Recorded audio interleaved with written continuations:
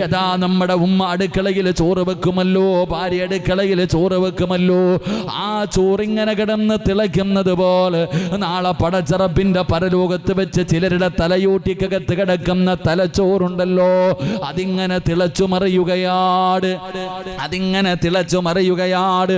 ആ ഭയാനകമായ ദിവസത്തിൽ മുത്തുനബി അവിടെ നിന്ന് പറഞ്ഞു, സ്വഹാബാ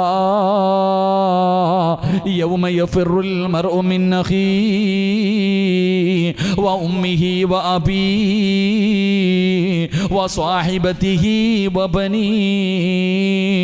അവിടെ ഉമ്മയോ ഭാര്യയോ മക്കളോ കൂടപ്പറപ്പോ ഒരാളും നിന്നെ തിരിഞ്ഞു നോക്കില്ല, ഒരാളും നിന്നെ സഹായിക്കില്ല. അങ്ങനത്തെ ഒരു ദിവസമാണ് പരലോകമെന്ന് മുത്തുനബി അവിടെ നിന്ന് പറഞ്ഞു കൊടുക്കുമ്പോ പ്രവാചകന്റെ മുന്നിലിരുന്ന് സഹാബത്ത് കരയുകയാ. അള്ളാഹുവിന്റെ റസൂലിന്റെ മുന്നിലിരുന്ന് സ്വഹാബത്ത് കരയുമ്പോ പ്രവാചകൻ പറഞ്ഞു, സ്വഹാബാ ആ ഭയാനകമായ ദിവസത്തിൽ 5 വിഭാഗം ആൾക്കാർ ഞാൻ എൻ്റെ ചാരത്തേക്ക് വിളിക്കും സ്വഹാബാ. ആ ഭയാനകമായ ദിവസമുണ്ടല്ലോ, ഒരാൾ പോലും നിന്നെ സഹായിക്കാത്ത ദിവസമുണ്ടല്ലോ, ആ ദിവസത്തിൽ 5 വിഭാഗം ആൾക്കാർ മുത്തുനബി തന്റെ ചാരത്ത് വിളിക്കുകയാണ്.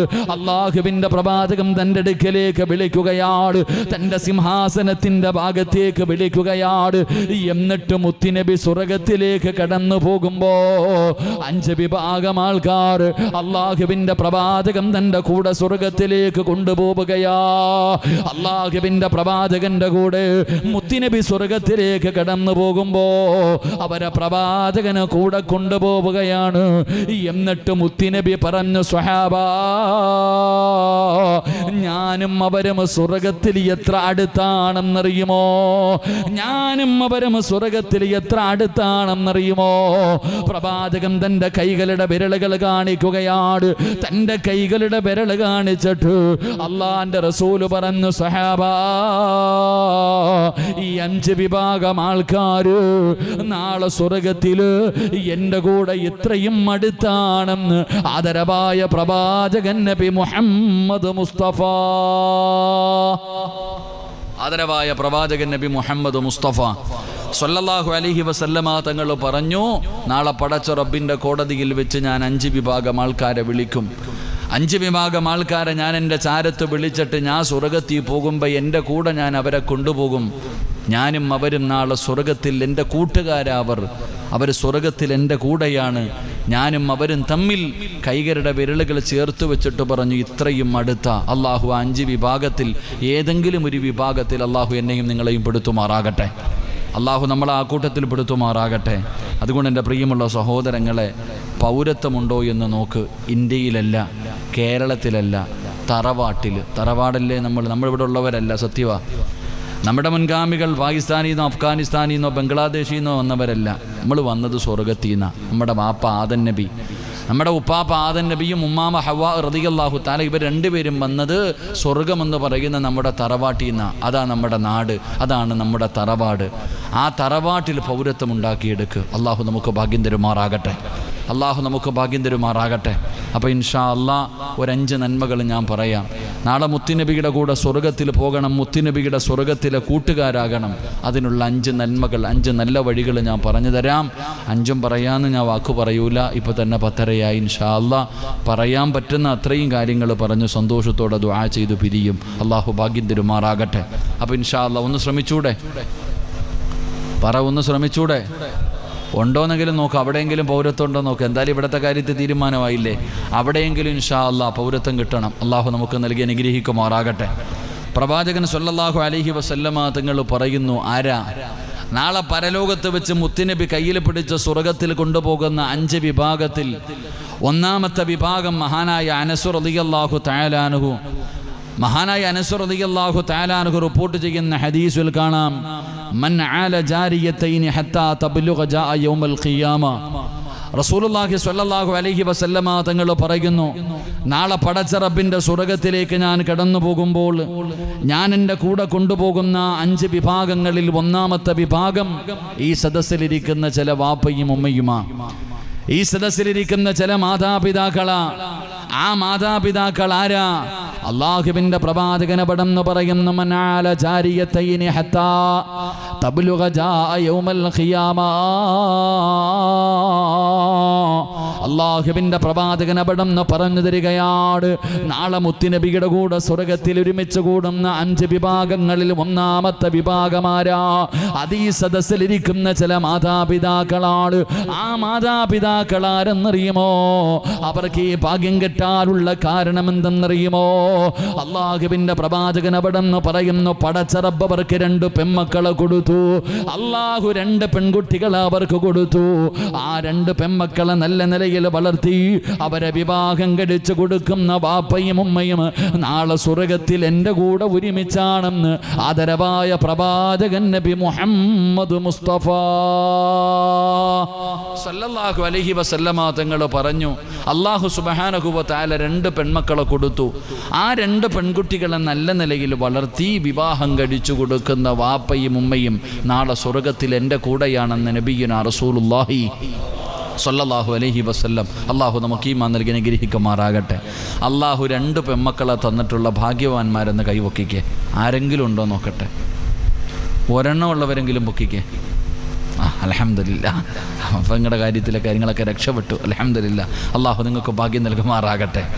എൻ്റെ പ്രിയമുള്ള സഹോദരങ്ങളെ, എല്ലാവർക്കും ആണ് മതി, പെണ്ണ് വേണ്ട. ആദ്യത്തെ കൺമണി ആണായിരിക്കണം എല്ലാവരുടെ കൊതി.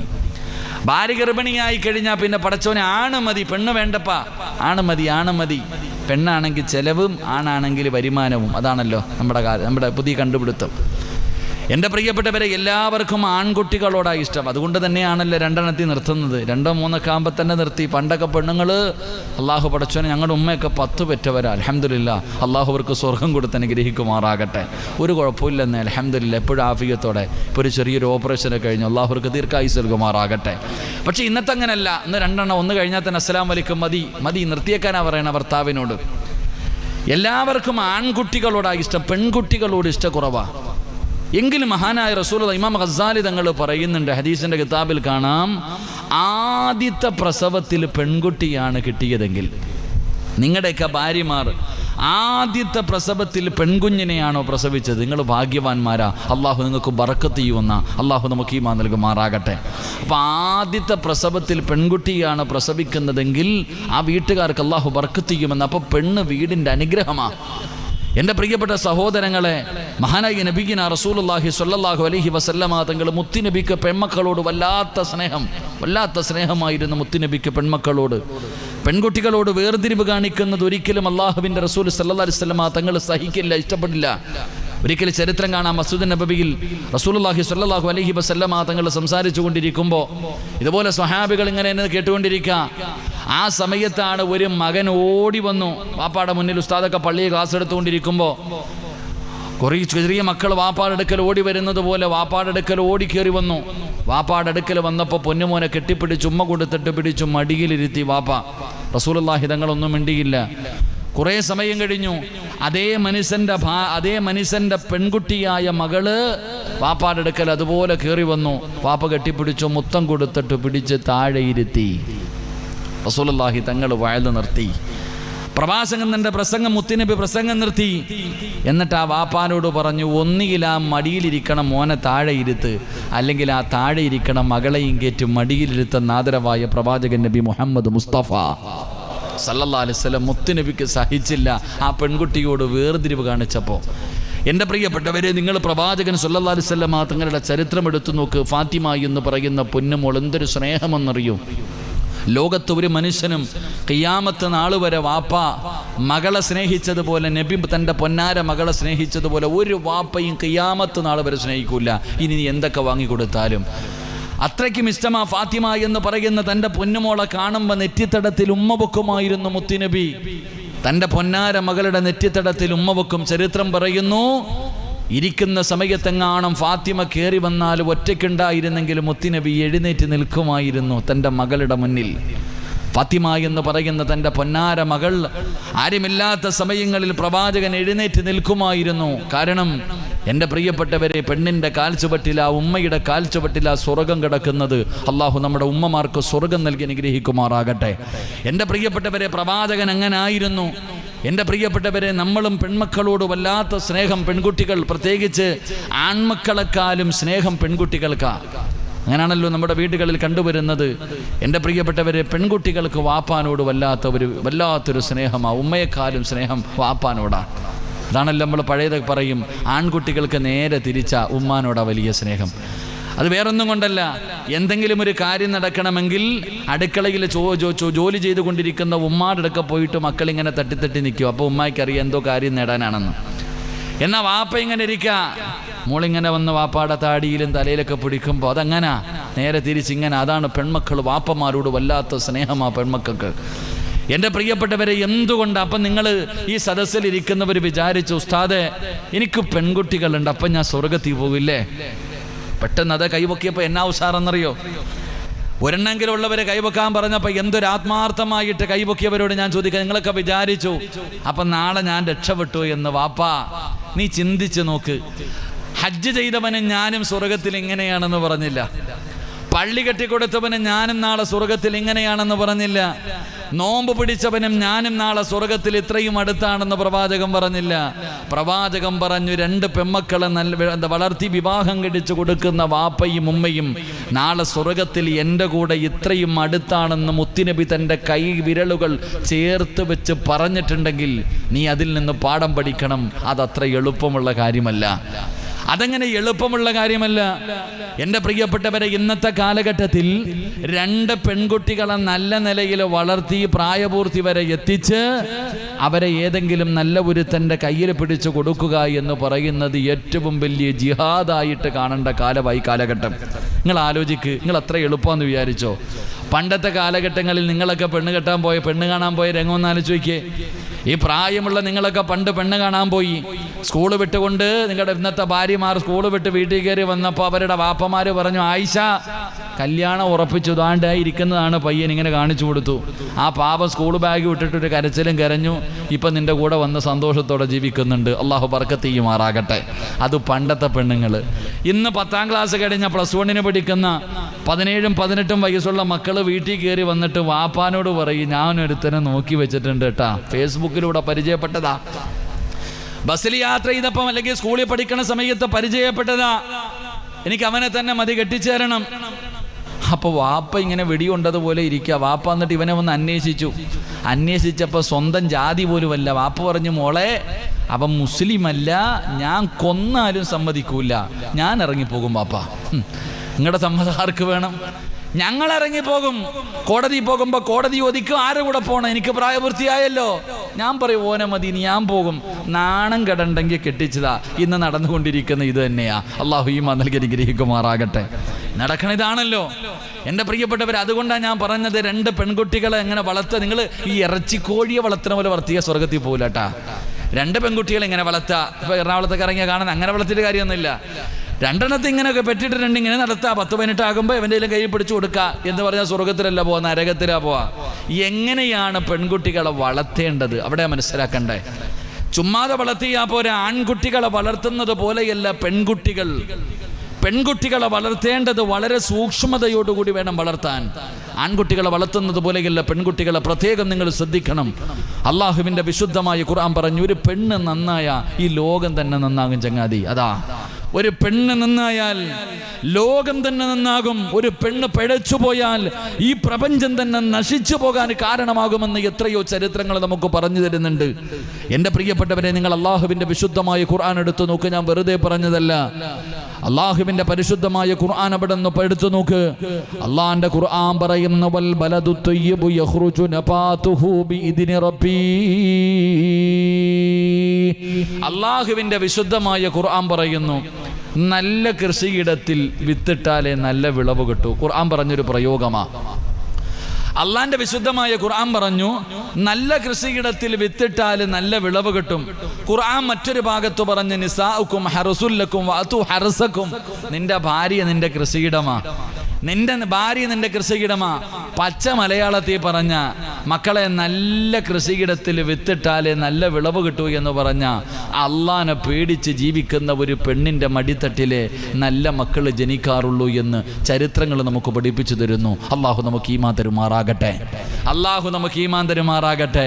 ഒരു നല്ല ഉമ്മാടെ മടിത്തട്ടിലെ നല്ല മക്കൾ പിറക്കാറുള്ളൂ. ഒരു നല്ല ഉമ്മ വളർത്തിയ ഒരു മക്കൾ ഇന്നുവരെ കണ്ടവൻ്റെ കൂടെ പോയിട്ടില്ല. ഉമ്മാനെ തല്ലിയിട്ടുണ്ടോ? ചീത്ത വിളിച്ചിട്ടുണ്ടോ? വൃദ്ധസദനത്തിൽ കൊണ്ടിട്ടിട്ടുണ്ടോ? മരിച്ചുപോയവരുടെ കടം വിട്ടാതിരുന്നിട്ടുണ്ടോ? ഇല്ല. നല്ല ഉപ്പായും ഉമ്മായും വളർത്തിയ ഒരു മക്കളും ഇന്ന് വരെ തലതിരിഞ്ഞു പോയിട്ടില്ല. ചരിത്രങ്ങളാ പറയുക. എത്രയോ ചരിത്രങ്ങൾ, ഓരോ പ്രവാചകന്മാരുടെ ചരിത്രമെടുത്ത് നോക്കും. മൂസാ നബി അലൈഹിസ്സലാമിൻ്റെ ചരിത്രം മുതൽ നിങ്ങൾ എത്രയോ പ്രവാചകന്മാരുടെ ചരിത്രമെടുത്ത് നോക്ക്. മഹാനായി നബി മുഹമ്മദ് മുസ്തഫ സല്ലല്ലാഹു അലൈഹി വസല്ലം ആപ്പാനെ പോലും കണ്ടില്ലല്ലോ മുത്തുനബി. ഉമ്മയല്ലേ വളർത്തിയേ? എൻ്റെ കുറച്ച് നാളാണെങ്കിലും അള്ളാഹുവിൻ്റെ പ്രവാചകനെ ഈ ഉമ്മയല്ലേ വളർത്തിയേ? നിങ്ങൾ പഠിച്ചു നോക്ക്. ഈ നാട്ടിൽ നിങ്ങൾക്കറിയുന്ന, നിങ്ങളൊക്കെ ബഹുമാനിക്കുന്ന, ആദരിക്കുന്ന പലരുടെയും ചരിത്രങ്ങൾ എടുത്തു നോക്ക്. അവരൊക്കെ നല്ല ഉമ്മമാരുടെ മടിത്തട്ടിൽ ജനിച്ചവരാ. എൻ്റെ പ്രിയപ്പെട്ടവരെ, അള്ളാഹുവിൻ്റെ പരിശുദ്ധമായ ഖുർആനാവിടെന്ന് പറഞ്ഞു തരുന്നത്. അതുകൊണ്ട് എൻ്റെ പ്രിയമുള്ളവരോട് എല്ലാവർക്കും നല്ല മക്കൾ വേണമെന്ന് വല്ലാത്ത ആഗ്രഹമാണ്. മോനെ, ഒരു പെണ്ണ് നന്നായാൽ അവളുടെ മക്കൾ നന്നാവുകയാണ്, അവളുടെ ഭർത്താവ് നന്നാവുകയാണ്. പടച്ചവനെ, ഒരു വാപ്പയും ഉമ്മയും നന്നായാൽ അവരുടെ മക്കൾ നന്നായി, അവരുടെ വീട് നന്നായി, അവളുടെ കുടുംബം നന്നായി, അവരുടെ നാട് നന്നായി, അവളുടെ രാജ്യം നന്നായി, ലോകം വരെ നന്നാകാൻ കാരണമാകും. ഒരു പെണ്ണ് നന്നായാൽ നല്ല ഉമ്മയുടെ മടിത്തട്ടില്, അള്ളാഹുവിനെ ഭയന്ന് ജീവിക്കുന്ന മാതാപിതാക്കളുടെ മടിത്തട്ടിലാണ് നല്ല മക്കൾ പിറക്കുന്നത്. ഒരേ ഒരു ചരിത്രം ഞാൻ പറയാ. അള്ളാഹുവേ, പടച്ച റബ്ബിനെ പേടിച്ച് ജീവിച്ചിരുന്ന സാബിത്ത് ഇബ്നു ഇബ്രാഹിം എന്ന് പറയുന്ന ഒരു ചെറുപ്പക്കാരൻ അള്ളാഹുവിനെ വല്ലാത്ത പേടിയായിരുന്നു. ഹലാലല്ലാതെ ഒന്നും കടിക്കാറില്ല. അതാ സാബിത്ത് ഇബ്നു ഇബ്രാഹിം എന്ന് പറയുന്ന ചെറുപ്പക്കാരന്, സാബിത്ത് ഇബ്നു ഇബ്രാഹിം എന്ന് പറയുന്ന ചെറുപ്പക്കാരന് ഹലാലല്ലാത്ത ഒന്നും അവിടെ നിന്ന് കഴിക്കാറില്ല. ദിവസങ്ങളായി പട്ടിണിയാണ്. വീടിന്റെ അകത്ത് കിടന്നിട്ട് ഉറക്കം വരുന്നില്ല. അവസാനം സാബിത്ത് ഇബ്നു ഇബ്രാഹിം എന്ന് പറയുന്ന ചെറുപ്പക്കാരൻ തെരുവിലൂടെ നടക്കുകയാണ്. ഒരാളും അവിടെ നിന്ന് ഭക്ഷണം കൊടുക്കുന്നില്ല. അവസാനം പടച്ചവന് ഒരു പുഴയുടെ ചാരത്തുകൂടെ നടന്നു വരുമ്പോ സാബിത്ത് ഇബ്നു ഇബ്രാഹിം എന്ന് പറയുന്ന ചെറുപ്പക്കാരൻ അവിടെ നിന്ന് തളർന്നങ്ങ് വീഴുകയാണ്. പട്ടിണിയാണല്ലോ, ഭക്ഷണം കഴിച്ചിട്ട് ദിവസങ്ങളായല്ലോ. സാബിത്ത് ഇബ്നു ഇബ്രാഹിം എന്ന് പറയുന്ന ചെറുപ്പക്കാരൻ പുഴയുടെ ചാരത്ത് അവിടെ നിന്ന് തളർന്ന് വീഴുകയാ. അങ്ങനെ പുഴയുടെ ചാരത്ത് തളർന്ന് കിടക്കുമ്പോ വെള്ളത്തിലൂടെ ഒരു ആപ്പിൾ ഇങ്ങനെ ഒഴുകി വരികയാണ്. വെള്ളത്തിലൂടെ ഒരു ആപ്പിൾ ഇങ്ങനെ ഒഴുകി വരികയാണ്. സാബിത്ത് ഇബ്നു ഇബ്രാഹിം എന്ന് പറയുന്ന ചെറുപ്പക്കാരൻ ആ വെള്ളത്തിലൂടെ ഒഴുകി വരുന്ന ആപ്പിൾ കാണുമ്പോ അവിടെ നിന്ന് കൈയിട്ടെടുക്കുകയാണ്. വിശപ്പിന്റെ കാഠിന്യത്താൽ അവിടെ നിന്ന് കഴിക്കുകയാണ്. ആപ്പിളിന്റെ പകുതി അങ്ങ് കഴിക്കുമ്പോഴാണ് അവിടുത്തെ ബുദ്ധി വർക്ക് ചെയ്യുന്നതല്ല. ഇതാരുടേതാണെന്ന് എനിക്കറിയില്ലല്ലോ അല്ലോ, ഞാൻ ഹറാമ് തിന്നല്ലോ അല്ലോ, ഇനി എൻ്റെ ഒരു അമലും അല്ലാഹു സ്വീകരിക്കില്ലല്ലോ, എൻ്റെ ദുആഇനെ സ്വീകരിക്കില്ലല്ലോ, ഞാൻ നരകത്തിൻ്റെ അവകാശിയായി പോയല്ലോ. വെള്ളത്തിലൂടെ ഒഴുകി വരുന്നപ്പോൾ ആപ്പിള് കടിച്ചതിൻ്റെ പേരിൽ സാബിത്ത് ഇബ്നു ഇബ്രാഹിം എന്ന് പറയുന്ന ചെറുപ്പക്കാരൻ അതാ കയ്യിൽ ആപ്പിളിന്റെ പകുതി പിടിച്ചിട്ട് നിലവിളിക്കുകയാണ്. ഒരു ഭ്രാന്തനെ പോലെ അവിടെ കിടന്ന് പൊട്ടിക്കരയുകയാണ്. എന്നിട്ട് പടച്ചവന്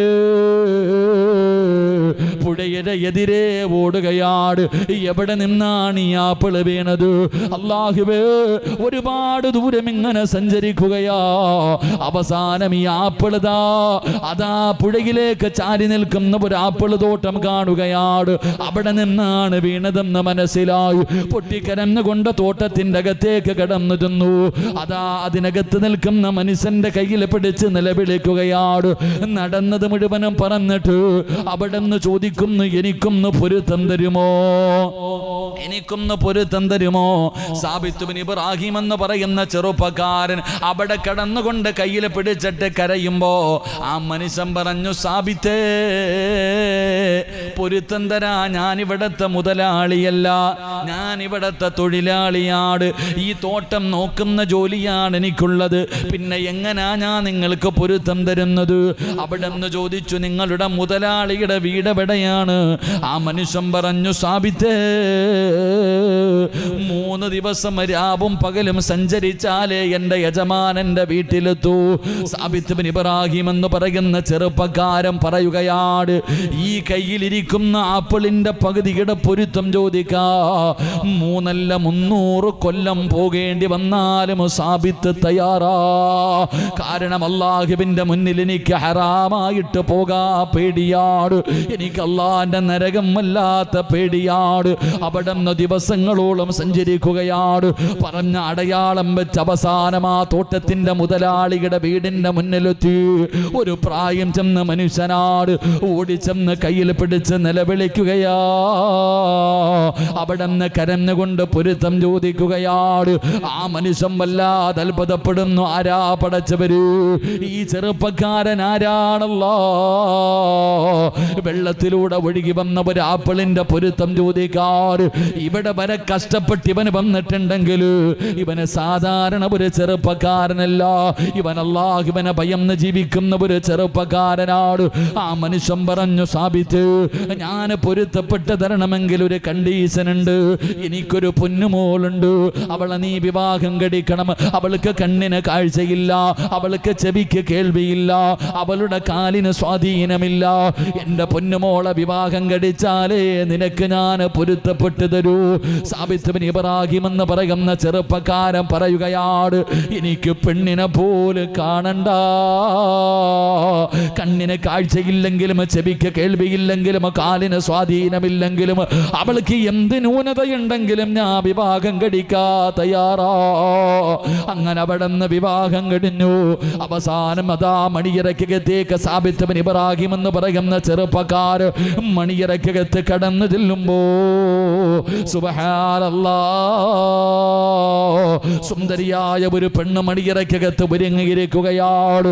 സാബിത്ത് ചോദിക്കുന്നു, കണ്ണ് കാണാത്ത, ചെവിക്ക് കേൾവിയില്ലാത്ത, കാലിന് സ്വാധീനമില്ലാത്ത എൻ്റെ ഭാര്യയെ വിട്. ആ പെണ്ണ് പറഞ്ഞു, സാബിത്ത്, ഞാൻ തന്നെയാ നിങ്ങളുടെ ഭാര്യ. എൻ്റെ കണ്ണിന് കാഴ്ചയുണ്ട്, എൻ്റെ ചെവിക്ക് കേൾവിയുണ്ട്, എൻ്റെ കാലിന് സ്വാധീനമുണ്ട്. പിന്നെ എൻ്റെ വാപ്പ എങ്ങനെ പറയാറുള്ള കാരണം എന്തെന്നറിയുമോ? ഓർമ്മ വെച്ച കാലം മുതൽ എൻ്റെ കണ്ണുകൊണ്ട് ഹറാം കണ്ടിട്ടില്ല സാബിത്തേ. ഞാൻ അല്ലാഹുവിനെ പേടിച്ച് ജീവിക്കുന്ന പെണ്ണാ. ഇന്ന് വരെ ഞാൻ എൻ്റെ കണ്ണുകൊണ്ട് ഹറാം കണ്ടിട്ടില്ല, ഹറാം കേട്ടിട്ടില്ല. അല്ലാഹു പോകരുതെന്ന് പറഞ്ഞ ഒരു സ്ഥലത്തേക്ക് ഓർമ്മ വെച്ച കാലം മുതൽ ഞാൻ ഇന്ന് വരെ എൻ്റെ കാലുകൊണ്ട് നടന്നിട്ടില്ല. ഞാൻ അല്ലാഹുവിനെ പേടിച്ച് ജീവിക്കുന്ന ഒരു പെണ്ണാ. അവിടെ നിന്ന് പൊട്ടിക്കരഞ്ഞുകൊണ്ട് പറയുമ്പോ, എൻ്റെ പ്രിയമുള്ളവരെ, ആ സാബിത്ത് ബിൻ ഇബ്രാഹിം എന്ന് പറയുന്ന ചെറുപ്പക്കാരനും ആ പെണ്ണും കൂടെ, ഇവര് രണ്ടുപേരും കൂടെ കുടുംബജീവിതം തുടങ്ങുകയാണ്. വെള്ളത്തിലൂടെ ഒഴുകി വന്ന ഒരു ആപ്പിൾ എടുത്ത് പകുതി കഴിച്ചു, അതും പട്ടിണി കിടന്ന് തളർന്ന് കിടക്കണ സമയത്ത്. അതിൻ്റെ പൊരുത്തം ചോദിക്കാൻ ദിവസങ്ങളോളം സഞ്ചരിച്ച് അവസാനം ചെന്നപ്പോ ആ മനുഷ്യൻ പറഞ്ഞു, എൻ്റെ മകളെ നീ വിവാഹം കഴിക്കണം, അതിനും ഞാൻ റെഡിയാ, എനിക്ക് പൊരുത്തം മതി, എനിക്ക് പൊരുത്തം മതി. അവിടെ നിന്ന് കല്യാണമെല്ലാം കഴിച്ചു. രണ്ടുപേരും അല്ലാഹുവിനെ ഭയന്ന് ജീവിക്കുന്നവരായിരുന്നു, വാപ്പായും ഉമ്മായും. അവർ രണ്ടുപേരും കൂടെ കൃഷി അങ്ങോട്ട് ഇറക്കി. എൻ്റെ പ്രിയപ്പെട്ടവരെ, അവർ രണ്ടുപേരും കൂടെ കുടുംബജീവിതം നടത്തി. അല്ലാഹു അവർക്കൊരു മോനെ കൊടുത്തു, അല്ലാഹു അവർക്കൊരു നല്ല മകനെ കൊടുത്തു. ആ മകൻ്റെ പേരെന്തെന്നറിയുമോ? മഹാനായ ഇമാമുന അബു ഹനീഫത്തുൽ കൂഫി റളിയല്ലാഹു തആല അൻഹു, മഹാനായ ഇമാം അബു ഹനീഫ തങ്ങൾ ആ ഉമ്മായ്ക്കും വാപ്പായ്ക്കും ജനിച്ച മകനായിരുന്നു എന്ന് ചരിത്രം പറയുന്നുണ്ട്. അല്ലാഹു നമുക്ക് ഈമാൻ നൽകി അനുഗ്രഹിക്കുമാറാകട്ടെ. ഉറക്ക അല്ലാഹു നമുക്ക് ഈമാൻ നൽകി അനുഗ്രഹിക്കുമാറാകട്ടെ.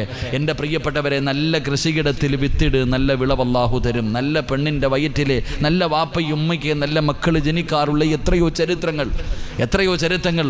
മുബാറക്ക് എന്ന് പറയുന്ന ഒരു അടിമയുണ്ട്. ചരിത്രത്തിൽ കാണാം. മുബാറക്ക്, ഇന്നത്തെ പെൺകുട്ടികളൊക്കെ പഠിക്കണം, ആ മക്കളൊക്കെ പഠിക്കണം. എടാ, മുബാറക്ക് എന്ന് പറയുന്ന ഒരു അടിമയുണ്ട്. മുന്തിരിത്തോട്ടത്തിലെ ജോലിക്കാരനാ. ഒരിക്കൽ യജമാനൻ വിളിച്ചു, മുബാറക്കെ, വീട്ടിൽ വിരുന്നുകാർ വന്നിരിക്കുന്നു, നീ പോയിട്ട് മുന്തിരിത്തോട്ടത്തിൽ നിന്ന് 1 കുലം മധുരമുള്ള മുന്തിരി പറിച്ചു കൊണ്ടുവാ. മുബാറക് എന്ന് പറയുന്ന അടിമ ഓടിച്ചെന്നു മുന്തിരി ഇങ്ങനെ നോക്കി. അവിടെ നിന്ന് ഒരു കുല മുന്തിരി പറിച്ചു കൊണ്ടുവന്ന് യജമാനന്റെ മുന്നിൽ വെച്ചു കൊടുത്തു. വിരുന്നുകാർ വന്നിട്ടുണ്ട്. യജമാനൻ ഒരു മുന്തിരി എടുത്ത് കഴിച്ചു നോക്കുമ്പോൾ വല്ലാത്ത കയ്പും വല്ലാത്ത പുളിപ്പും. യജമാനൻ പറഞ്ഞു, എടാ പോയിട്ട് മധുരമുള്ളത് പറിച്ചു കൊണ്ടുവാടാ, വിരുന്നുകാർക്ക് കൊടുക്കാനാ. മുബാറക് എന്ന് പറയുന്ന അടിമ രണ്ടാമതും തോട്ടത്തിൽ പോയി ഒരു കുല മുന്തിരി പറിച്ചു കൊണ്ടുവന്ന് യജമാനന്റെ മുന്നിൽ വെച്ചു. യജമാനൻ അതും തിന്നു നോക്കുമ്പോൾ വല്ലാത്ത പുളി. യജമാനന്റെ ദേഷ്യം വന്നു, മുബാറക് പോടാ, പോയി മധുരമുള്ളത് പറിച്ചു കൊണ്ടുവാടാ, നീ കളിയാക്കുന്നോടാ പറഞ്ഞു വിട്ടു. മൂന്നാമതും മുബാറക് എന്ന് പറയുന്ന അടിമ തോട്ടത്തിൽ പോയി മൂന്നാമതും അവിടെ നോക്കിയിട്ട് കണ്ടതിൽ വെച്ചൊരു മനോഹരമായ ഒരു കുല മുന്തിരി പറിച്ചുകൊണ്ട് യജമാനന്റെ മുന്നിൽ വെച്ചു. യജമാനൻ തിന്നു നോക്കിയപ്പോൾ അതും വല്ലാത്ത പുളിപ്പും കയ്പും. പിന്നെ നോക്കിയില്ല, എടുത്തിട്ട് തല്ല, എടുത്തിട്ട് അടിക്ക. മുതലാളി മുബാറക് എന്ന് പറയുന്ന അടിമയെ തല്ലുമ്പോൾ പറയുന്നുണ്ട്, എടാ മുബാറക്, 10 കൊല്ലമായിട്ട് നീ ഈ മുന്തിരിത്തോട്ടത്തിൽ ജോലി ചെയ്യുന്നു. മധുരമുള്ളതേതാ മധുരമില്ലാത്തതേതാ നിനക്കറിയില്ലേടാന്ന് പറഞ്ഞിട്ട് തല്ലുമ്പോൾ ആ മുബാറക് എന്ന് പറയുന്ന അടിമ മുതലാളിയോട് ചോദിച്ചു, ഞാൻ ഇന്ന് വരെ തിന്നു നോക്കിയിട്ടില്ല. 10 വർഷമായിട്ട് ഞാനിവിടെ ജോലി ചെയ്യുന്നു. എനിക്ക് ജോലിയല്ലേ, മുന്തിരിത്തോട്ടം നോക്കാനുള്ള ജോലിയല്ലേ എനിക്ക്, തിന്നാനുള്ള അനുവാദം നിങ്ങൾ എനിക്ക് തന്നിട്ടില്ലല്ലോ. താഴെ കിടക്കണ ഒരു മുന്തിരിയെങ്കിലും എടുത്ത് തിന്നാലല്ലേ മധുരമുള്ളതേതാ മധുരമില്ലാത്തതേതാ എന്ന് എനിക്കറിയില്ല. അള്ളാഹുവേ, മുബാറക് എന്ന് പറയുന്ന അടിമയുടെ മറുപടി കേട്ടിട്ട് ആ മനുഷ്യൻ്റെ കണ്ണങ്ങിട്ട് നിറയാൻ തുടങ്ങി. അതാ 10 കൊല്ലം ഒരു മുന്തിരിത്തോട്ടത്തിൽ ജോലി ചെയ്തിട്ട് ആ തോട്ടത്തിൽ താഴെ കിടക്കണ ഒരു മുന്തിരി പോലും എടുത്ത് തിന്നിട്ടില്ല. നിങ്ങൾ ആലോചിച്ചോക്ക്. നമ്മുടെ പള്ളിയുടെ മൂത്രപ്പുരേ കിടക്കണ ചെരുപ്പ് നിങ്ങൾ കണ്ടിട്ടുണ്ടാ? അള്ളാടെ പള്ളി കിടക്കണ മൂത്രപ്പുരേ കിടക്കണ ചെരുപ്പ് കണ്ടിട്ടുണ്ടാ? ആ ചെരുപ്പിന്റെ മുകൾ ഭാഗം മുറിച്ചിട്ടിരിക്കുക. എന്തിന്? ആരെങ്കിലും മോട്ടിച്ചോണ്ട് പോകാതിരിക്കാൻ. ആലോചിക്ക്. ആ പള്ളി കമ്മിറ്റിക്കാരന്മാരെ തല്ലണം. എത്ര ആലോചിച്ചോക്ക്, എത്ര ഗതികേടെന്ന് ആലോചിച്ചോക്ക്. പള്ളിയുടെ മൂത്രപ്പുരേ കിടക്കണ ആർക്കും വേണ്ടാത്ത ആ ചെരുപ്പ് മുറിച്ചിട്ടിരിക്കുക. ബാത്റൂമിലെ കപ്പ് വരെ തൊടല് കിട്ടാഞ്ഞത് കാര്യം. ചങ്ങല കെട്ടിയിരുന്നെങ്കിൽ കെട്ടിയിട്ടാനെ, കയറിലാണ് കെട്ടിയിട്ടിരിക്കണേ. അല്ലാഹു അല, നിങ്ങൾ ചിന്തിക്കുക സഹോദര. ഇത് ചോദിക്കുമ്പോൾ കമ്മിറ്റിക്കാർ പറയും, ഉസ്താദെ പള്ളിയുടെ സ്വത്തല്ലേ, പിന്നെ പള്ളിയുടെ എന്തൊക്കെ ഇവിടെ കൊണ്ടുപോകുന്നു. പള്ളി കിടക്കണ മൂത്രപ്പുരേ കിടക്കണ ചെരുപ്പ് അതാ സമുദായത്തിന് തന്നെ നാണക്കേടല്ലേ സഹോദര. ആലിക്ക് അമാനത്തിൻ്റെ വിഷയം, നമ്മുടെ ഗതികേട് നിങ്ങൾ ചിന്തിക്ക്. പള്ളിയിലെ മൂത്രപ്പുരേ കിടക്കണ ചെരുപ്പ് വരെ. അല്ലാഹു അലം, അല്ലാഹു ഹിദായത്ത് നൽകരുമാറകട്ടെ. ആമീൻ പറഞ്ഞങ്ങാതി. എടാ 10 കൊല്ലം മുന്തിരിത്തോട്ടത്തിൽ കിടന്നിട്ട് താഴെ വീണ ഒരു മുന്തിരി പോലും നമ്മുടെ മുൻഗാമികൾ, ഈ അമുസ്ലിമീങ്ങൾ ആരെങ്കിലും ഈ പള്ളിയിലെ മൂത്രപ്പുര കയറിയ നമ്മുടെ അളക്കണ എങ്ങനെ നരച്ചിക്ക് ആ ചെരുപ്പ് പോലും. പിന്നെ കുറ്റം പറയാൻ കഴിയില്ല. ജുമാ നിസ്കാരം കഴിഞ്ഞിട്ട് അങ്ങോട്ട് ഇറങ്ങിയിട്ട് ആദ്യം കിട്ടുന്നത് കാലിയിട്ടുകൊണ്ട് പോണ കാലമല്ലേ. പറയുമെല്ലാം പറയണമല്ലോ. എടാ നിസ്കാരം കഴിഞ്ഞ് ഇങ്ങോട്ട് ഹജ്ജ് ഉംറയൊക്കെ ചെയ്ത പ്രതിഫലം വാങ്ങാ, വെള്ളിയിലോട്ട് ഇറങ്ങിയിട്ട് ഇങ്ങോട്ട് നോക്കുക. സ്വന്തം ചെരുപ്പിടുമ്പോൾ അറിയാറില്ലേ ഗതി. നിങ്ങൾ അലിക്ക് അവിടെ നിന്ന് എടുത്തുകൊണ്ട് പോകുന്നവർ അള്ളാഹു കാത്തിരക്ഷിക്കുമാറാകട്ടെ. മുബാറക് എന്ന് പറയുന്ന അടിമയുടെ മറുപടി കേട്ടിട്ട് ആ മനുഷ്യൻ അവിടെ നിന്ന് പൊട്ടിക്കരഞ്ഞുകൊണ്ട് ഓടുക. തൻ്റെ വീടിൻ്റെ അകത്തേക്ക് കയറി ചെന്നിട്ട് സുന്ദരിയായ മകളെ ഇങ്ങ് വിളിച്ചു, മോളെ ഇങ്ങ് വാ മോളെ, വാപ്പ നിനക്കൊരു പുതിയാപ്പളയെ കണ്ടെത്തി. വാപ്പ ഒരു പുതിയാപ്പളയെ കണ്ടെത്തി. മോള് ചോദിച്ചു, ആരാ വാപ്പ? സുന്ദരിയായ പണക്കാരൻ്റെ മകള് ചോദിക്കുക, ആരാ ഉപ്പ? നമ്മുടെ തോട്ടത്തിൽ ജോലി ചെയ്യണം മുബാറക് ഉണ്ടല്ലോ, ഓനാ പുതിയാപ്പള. അതെന്തേ വാപ്പ എന്തേ മുബാറക്കിനെ തിരഞ്ഞെടുക്കാനുള്ള കാരണം എന്താ? മോക്ക് ചോദിക്കാനുള്ള അവകാശം ഉണ്ടല്ലോ. അവിടെ നിന്ന് ചോദിച്ചു, എന്തേപ്പാ നമ്മുടെ തോട്ടത്തിലും? മോളെ, അവനെക്കാളും ഒരു നല്ല ഒരുത്തനെ മരിക്കണ കാലം വരെ തിരഞ്ഞാലും എനിക്ക് കിട്ടൂല. ഞാൻ മരിക്കണ കാലം വരെ തിരഞ്ഞാലും ഓനെപ്പോലെ ഒരു നല്ല ഒരുത്തനെ തിരഞ്ഞെടുക്കാൻ ഉപ്പായ്ക്ക് പറ്റൂല. മോള് ചോദിച്ചു, വാപ്പായ്ക്ക് ഇഷ്ടമാണോ? ഇഷ്ടമായെങ്കിൽ എനിക്കും ഇഷ്ടം വാപ്പാ. അതാ മക്കള്. വാപ്പായ്ക്ക് ഇഷ്ടമാണോ? എനിക്കെൻ്റെ ഇഷ്ടമാ, എൻ്റെ ഉപ്പാട് ഇഷ്ടമാണ്. എനിക്ക് കല്യാണം നടത്തി കൊടുത്തു. ആ മുബാറക് എന്ന് പറയുന്ന അടിമയുടെ മകൻ്റെ പേരെന്തെന്നറിയോ? ആ മനുഷ്യൻ്റെ മകനാണ് മഹാനായ അബ്ദുല്ലാഹിബ്നുൽ മുബാറക് റളിയല്ലാഹു തആല അൻഹു. ലോകം അറിയുന്ന പണ്ഡിതൻ ആ മനുഷ്യൻ്റെ മകനായിരുന്നു എന്ന് ചരിത്രം പഠിപ്പിക്കുകയാ. മോനെ, അള്ളാഹുവിൻ്റെ റസൂൽ സല്ലല്ലാഹു അലൈഹി വസല്ലമ തങ്ങൾ പറഞ്ഞു, ഒരു ദുആ ചെയ്യുന്നവന് സ്വർഗമുണ്ട്. ഒരു ദുആ ചെയ്യുന്നവന് സ്വർഗമുണ്ട്. ഏത് ദുആ? ആർക്ക് വേണമെങ്കിലും ചെയ്യാം. റബ്ബനാ ഹബ് ലനാ മിൻ അസ്വാജിനാ വദുർരിയാതിനാ ഖുർറത അയ്യുനിൻ വജഅൽനാ ലിൽമുത്തഖീന ഇമാമാ. പെണ്ണ് കെട്ടിയവർക്കും കെട്ടാത്തവർക്കും ചെയ്യാൻ പറ്റുന്ന ദുആയാണ്. അല്ലാഹുവേ എന്താണ് ദുആ ചെയ്യുന്നത്? അല്ലാഹുമ്മ റബ്ബനാ ഹബിലനാ മിൻ അസ്വാജിനാ, അല്ലാഹുവേ എനിക്ക് കണ്ണിന് കുളിർമയുള്ള സ്വാലിഹത്തായ നിന്നെ പേടിച്ച് ജീവിക്കുന്ന ഒരു ഭാര്യ എനിക്ക് തരണേ തമ്പുരാന്. പെണ്ണുങ്ങൾ ദുആ ചെയ്യുന്നു, എനിക്കൊരു ഭർത്താവിനെ തരണേ തമ്പുരാന്. എന്നിട്ട് പറയുകയാ, ഖുർറത അയ്യുനിന്, പടച്ചവര് ദുനിയാവിലും ആഖിറത്തിലും ഉപകരിക്കുന്ന സാലിഹായ സന്താനങ്ങളെ ഞങ്ങൾക്ക് തരണേ അല്ലാ.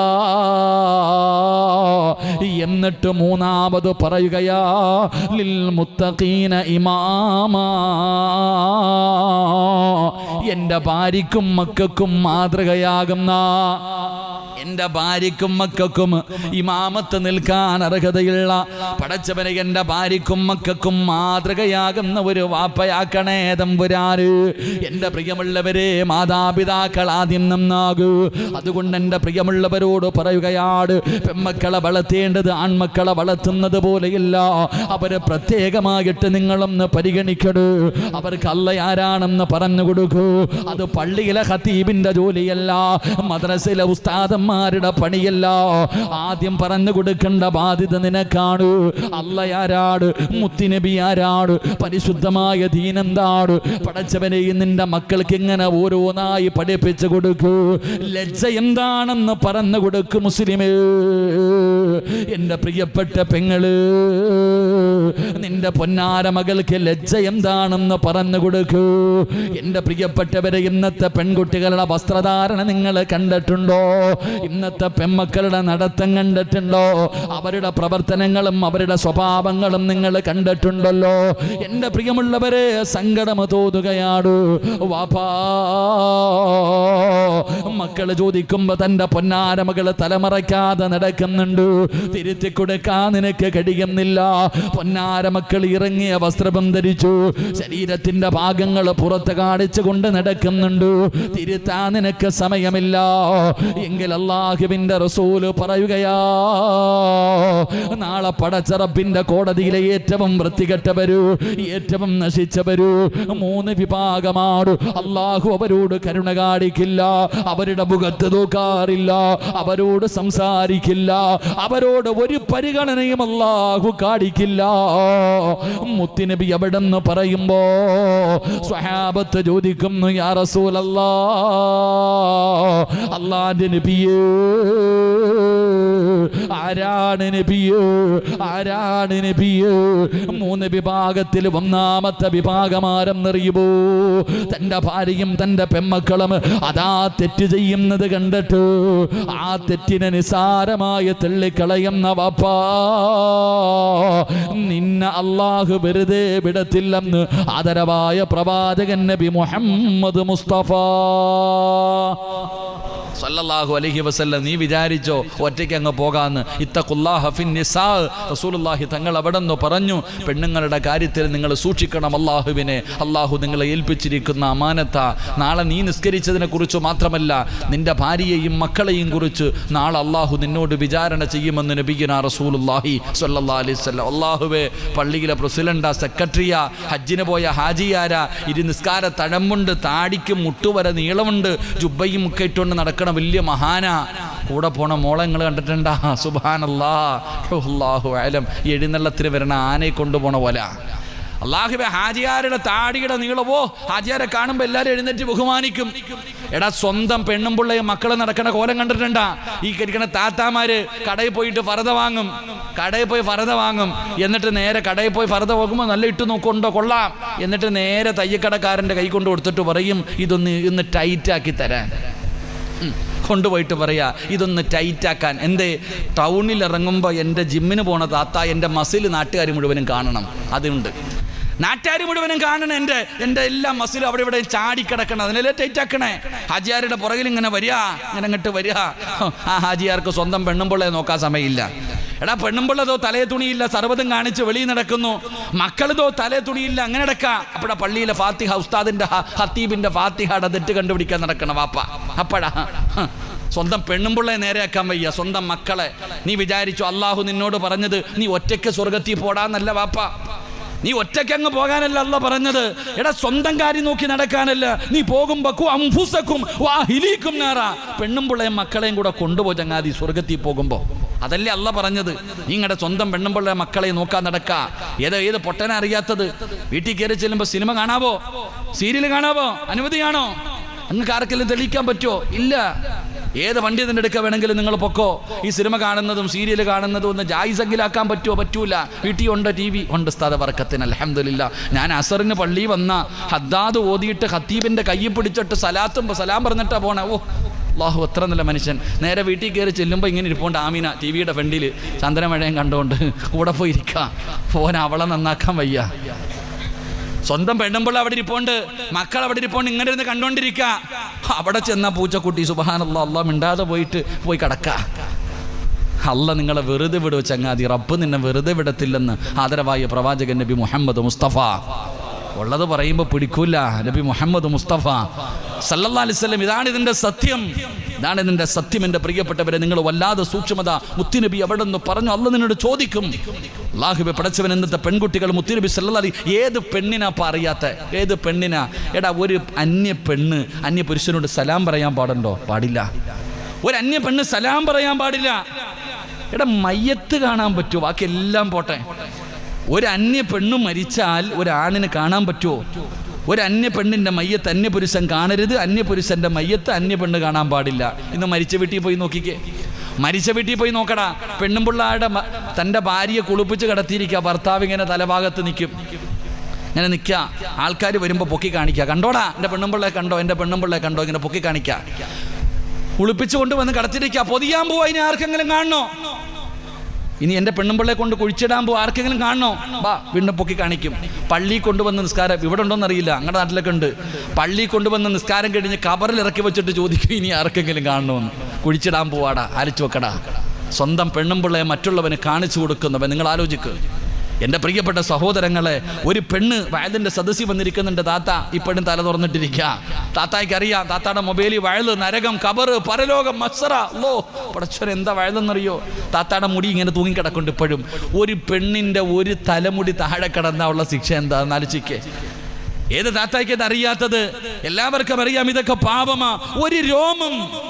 എൻ്റെ പ്രിയപ്പെട്ട പെങ്ങളെ, അല്ലാഹുവിൻ്റെ പ്രവാചകൻ സല്ലല്ലാഹു അലൈഹി വസല്ലമ തങ്ങള്, നിങ്ങൾ ആലിക്കണം. ഇന്നത്തെ പെണ്ണുങ്ങളൊക്കെ, പണ്ടത്തെ പെണ്ണുങ്ങൾ ഉസ്താദന്മാരെ കണ്ടാ തലേ തുണിയിടും, എന്നിട്ട് വീടിൻ്റെ അകത്ത് പോയി ഒളിച്ചിരിക്കും, ജനലിൽ കൂടെ ഒക്കെ പതുങ്ങി നോക്കും. അതാ ഉസ്താദ്, വീട്ടിൽ വരണ്ട, റോഡേ പോയാൽ മതി. ഉസ്താദന്മാർ വീടിൻ്റെ പരിസരത്ത് കൂടെ പോയാൽ തലേ തുണിയിട്ട് പതുങ്ങും. ഇന്നെങ്ങാണ് ഉസ്താദ് വന്ന തലേ കിടക്കണ തുണി എടുത്ത് താഴെ ഇട്ടിട്ട് നെഞ്ചും മരിച്ച് ഉസ്താദിൻ്റെ മുന്നിൽ വന്ന് നിൽക്കും. ഇന്നത്തെ പെണ്ണുങ്ങൾ അരച്ചയ്ക്ക് കാലെവിടെത്തിയെന്ന്. എൻ്റെ പ്രിയപ്പെട്ട പെങ്ങളെ, അല്ലാഹുവിൻ്റെ പ്രവാചകൻ സല്ലല്ലാഹു അലൈഹി വസല്ലമ തങ്ങളുടെ മുന്നിലേക്ക് ഒരു സാലിഹത്തായ പെണ്ണ് കരഞ്ഞുകൊണ്ട് കടന്നു വരികയാ. അല്ലാഹുവിൻ്റെ റസൂലിൻ്റെ ചാരത്ത് വന്നിട്ട് പറയുന്നു, യാ റസൂലല്ലാഹ്, അല്ലാഹുവിൻ്റെ നബിയേ,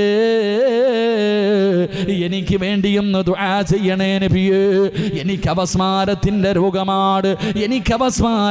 രോഗമാണ്, എൻ്റെ രോഗം മാറാനൊന്ന് ദുആ ചെയ്യണേ. വല്ലാത്ത വേദനയാണ് നബിയേ, വല്ലാത്ത പ്രയാസമാണ് നബിയേ. മുത്തുനബിയുടെ ചാരത്ത് വന്ന് കരഞ്ഞുകൊണ്ട് പറയുമ്പോ അല്ലാഹുവിൻ്റെ പ്രവാചകൻ സല്ലല്ലാഹു അലൈഹി വസല്ലമ തങ്ങൾ അവിടെ നിന്ന് പറഞ്ഞു, പെണ്ണേ, ഞാൻ ദുആ ചെയ്താ നിന്റെ രോഗം മാറും, പക്ഷേ നീ ക്ഷമിക്കാൻ തയ്യാറാണെങ്കിൽ അല്ലാഹു നിനക്ക് സ്വർഗം തരും പെണ്ണ്. മുത്തുനബി അവിടെ നിന്ന് പറഞ്ഞു കൊടുക്കുമ്പോ ആ പെണ്ണ് പറയുകയാ, എനിക്ക് വേണ്ടി ദുആ ചെയ്യണ്ട, എനിക്ക് സ്വർഗം മതി നബിയേ, ഏത് വേദനയും സഹിക്കാൻ ഞാൻ തയ്യാറാണ്. അവിടെ നിന്ന് പറഞ്ഞുകൊണ്ട് മുത്തുനബിയുടെ ചാരത്ത് നിന്ന് മടങ്ങി പോവുകയാണ്. കുറച്ച് കഴിയുമ്പോ ഇലാ ഹദ്റത്തി റസൂലില്ലാഹ്, മുത്തുനബിയുടെ ചാരത്തേക്ക് പിന്നെയും ഓടി വരികയാ. യാ റസൂലല്ലാഹ്, എനിക്ക് ദുആ ചെയ്യണേ നബിയേ, എനിക്ക് ദുആ ചെയ്യണേ നബിയേ. രോഗം മാറാനല്ല നബിയേ. ഈ അപസ്മാരമെന്ന് പറയുന്ന രോഗം എപ്പോൾ എവിടെ വെച്ചാണ് വരുന്നതെന്നറിയില്ല. ഈ രോഗം വന്ന് ഞാനങ്ങ് ബോധം കെട്ട് പിടഞ്ഞു വീഴുമ്പോ എൻ്റെ ഔറത്ത് വെളിവാകുന്നു നബിയേ. ആ പെണ്ണ് പറയാ, അപസ്മാരം എന്ന് പറയുന്ന വായിലൂടെ പതയൊക്കെ വരും, കൈകാലുകളിട്ട് ഇങ്ങനെ അടിക്കും. അപ്പോഴാ ഇരുമ്പൊക്കെ എടുത്ത് കൈവച്ചു കൊടുക്കുക. ഈ രോഗം ഞാൻ ആണുങ്ങളുടെ ഇടയിലൊക്കെ വെച്ച് എവിടെ വെച്ചാ വരണമെന്നറിയില്ല. ഈ രോഗം വന്നിട്ട് ഞാൻ താഴെ വീഴുമ്പോ ഞാൻ അങ്ങനെ കിടന്ന് പിടയുന്ന സമയത്ത് എൻ്റെ ഔറത്ത് വെളിവാകുന്ന നബിയെ. എനിക്കാണെങ്കിൽ തിരിച്ചു പിടിച്ചിടാൻ കഴിയുന്നില്ല. അന്യ പുരുഷന്മാർ എൻ്റെ ഔറത്ത് കാണുന്നു, അതെനിക്കിഷ്ടമല്ല നബിയെ. അതുകൊണ്ട് ആ രോഗം വന്ന് വീടുന്ന സമയത്ത് അള്ളാഹുവിൻ്റെ സംരക്ഷണം, എൻ്റെ ഔറത്ത് തുറക്കാതെ ഇരിക്കാൻ ഒന്ന് ദുആ ചെയ്യണേ നബിയെ. മുത്തുനബിയുടെ ചാരത്ത് വന്നിട്ട് ഒരു സാലിഹത്തായ പെണ്ണ് കരഞ്ഞുകൊണ്ട് പറഞ്ഞു എന്ന് ചരിത്രം പറയുന്നു. ഇന്നത്തത് കടയിൽ പോയി ഫർദയും വാങ്ങിച്ചിട്ട് അതിന് ടൈറ്റാക്കിയിട്ട് കാണാൻ പറ്റുന്നത് മുഴുവനും വെളിയിൽ കാണിക്കുന്ന പെണ്ണുങ്ങളുടെ കാലം. അള്ളാഹു നമ്മളെ കാത്തിരക്ഷിക്കുമാറാകട്ടെ, അള്ളാഹു കാത്തിരക്ഷിക്കുമാറാകട്ടെ. എൻ്റെ പ്രിയപ്പെട്ട ഉപ്പാനോടും ഉമ്മാനോടും, നീ കഷ്ടപ്പെട്ടുണ്ടാക്കിയ പൈസ കൊടുത്തു മക്കൾക്ക് വസ്ത്രം വാങ്ങിച്ചു കൊടുക്കുമ്പോൾ അത് ഇട്ടിട്ട് ആദ്യം നീ നിൻ്റെ മുന്നിലൊന്ന് നിർത്തി നോക്ക്, നിൻ്റെ പൊന്നുമോളുടെ ശരീരം കാണാം. ആദ്യം നീ ഒന്ന് നിർത്തി നോക്ക്, എന്നിട്ട് വേണം നീ നാട്ടുകാരുടെ മുന്നിലേക്ക് ഇറക്കിവിടാൻ. അതുകൊണ്ട് എൻ്റെ പ്രിയപ്പെട്ട സഹോദരങ്ങളോട്, പെൺമക്കളെ വളർത്തുമ്പോൾ വളരെ സൂക്ഷ്മതയോടുകൂടി വേണം വളർത്താൻ.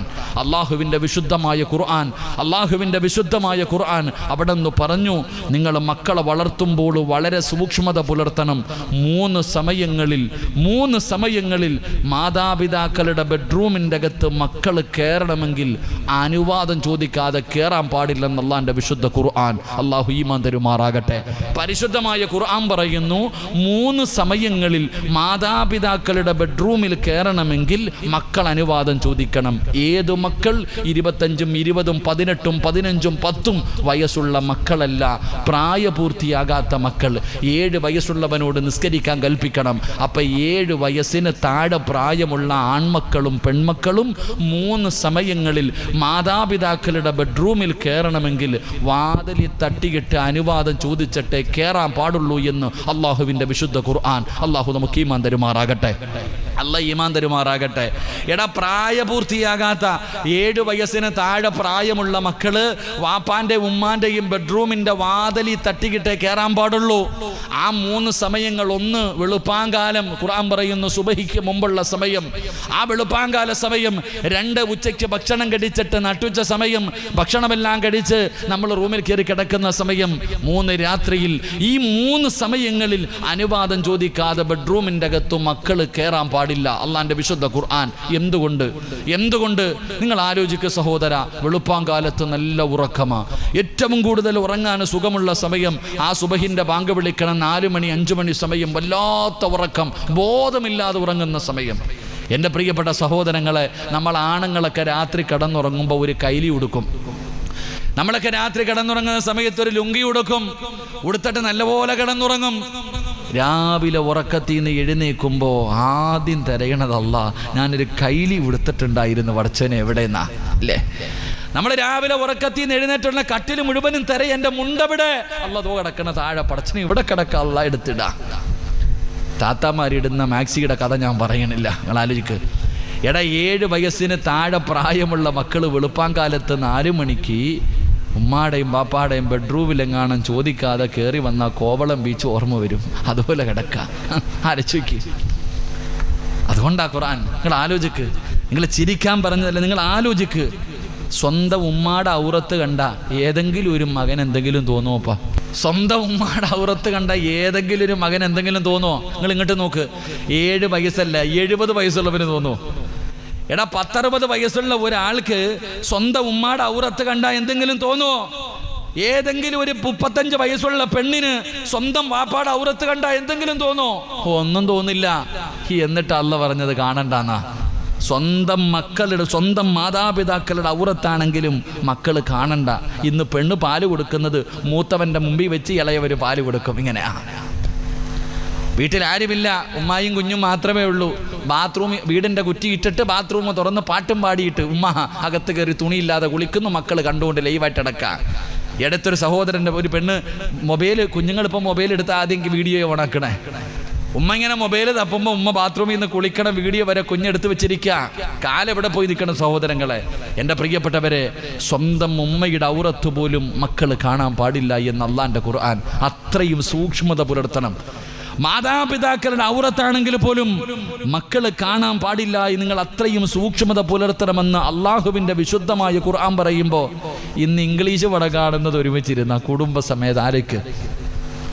എടാ, ഇന്ന് ഏത് സിനിമ എടുത്താലും സെക്സാ. അതാണല്ലോ പടച്ചോനെ. വാപ്പായും ഉമ്മായും മക്കളും കൂടെ ഇരുന്നുകൊണ്ട് കാണുക, അരപ്പാവാടയിട്ട് ആടുന്ന പെണ്ണിൻ്റെ ആട്ടം കുടുംബസമേതം ഇരുന്ന് കാണാൻ. നിങ്ങൾ ആലോചിക്കേ, ഇതാ കുടുംബം. അള്ളാഹു ഈമാൻ നൽകുമാറാകട്ടെ. ഇങ്ങനെ വേണം എൻ്റെ പ്രിയപ്പെട്ട സഹോദരങ്ങളെ, നിങ്ങൾ ആലോചിക്ക്.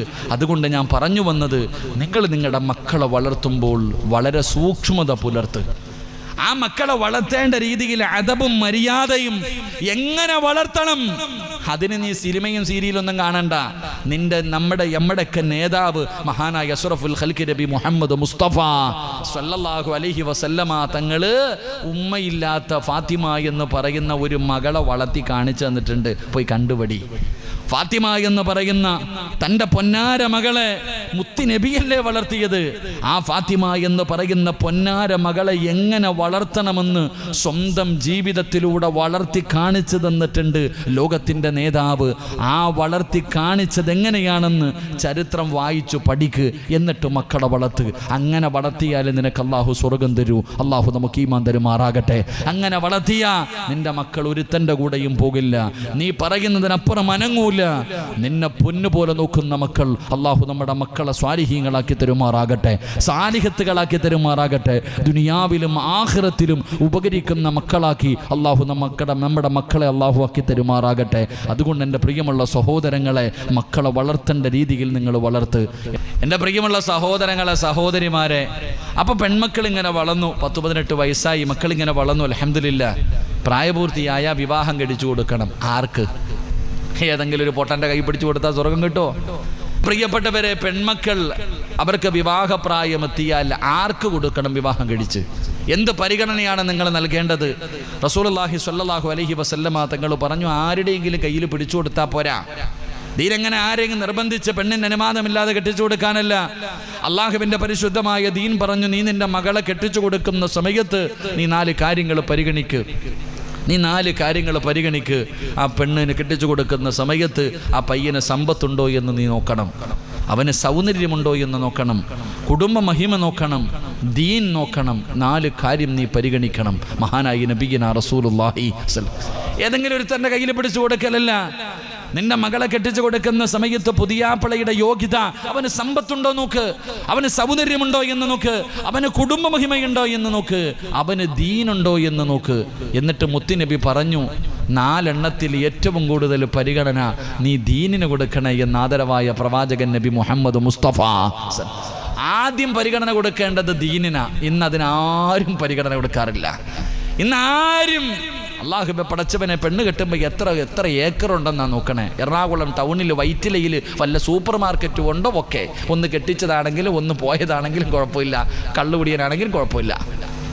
ആണായാലും പെണ്ണായാലും ഇങ്ങനെ അങ്ങനെ. എൻ്റെ പ്രിയപ്പെട്ട ചെറുപ്പക്കാരോട് പറയുന്നു, മക്കളെ, സഹോദരിമാരെ, റസൂലുള്ളാഹി സ്വല്ലല്ലാഹു അലൈഹി വസല്ലമ തങ്ങൾ പറഞ്ഞു, പണം നോക്കിയിട്ടൊരിക്കലും വിവാഹം കഴിക്കരുത്. പണം നോക്കി വിവാഹം കഴിച്ചാൽ അള്ളാഹു നിങ്ങൾക്ക് ദാരിദ്ര്യം തരുമെന്ന് നബി മുഹമ്മദ് മുസ്തഫ.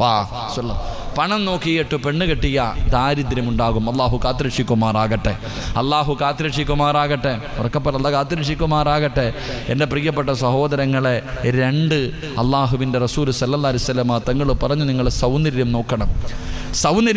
നിങ്ങൾ സൗന്ദര്യത്തിനേക്കാൾ പരിഗണന ദീനിന് കൊടുക്കണം എന്ന് മുത്തുനബി എവിടെ നിന്ന് പറയുമ്പോൾ, ഇന്നെല്ലാം സൗന്ദര്യം ഉള്ളതിനെ മാത്രമേ കെട്ടത്തുള്ളൂ, സൗന്ദര്യം ഇല്ലാത്തതിനൊന്നും ആർക്കും വേണ്ടെന്ന്.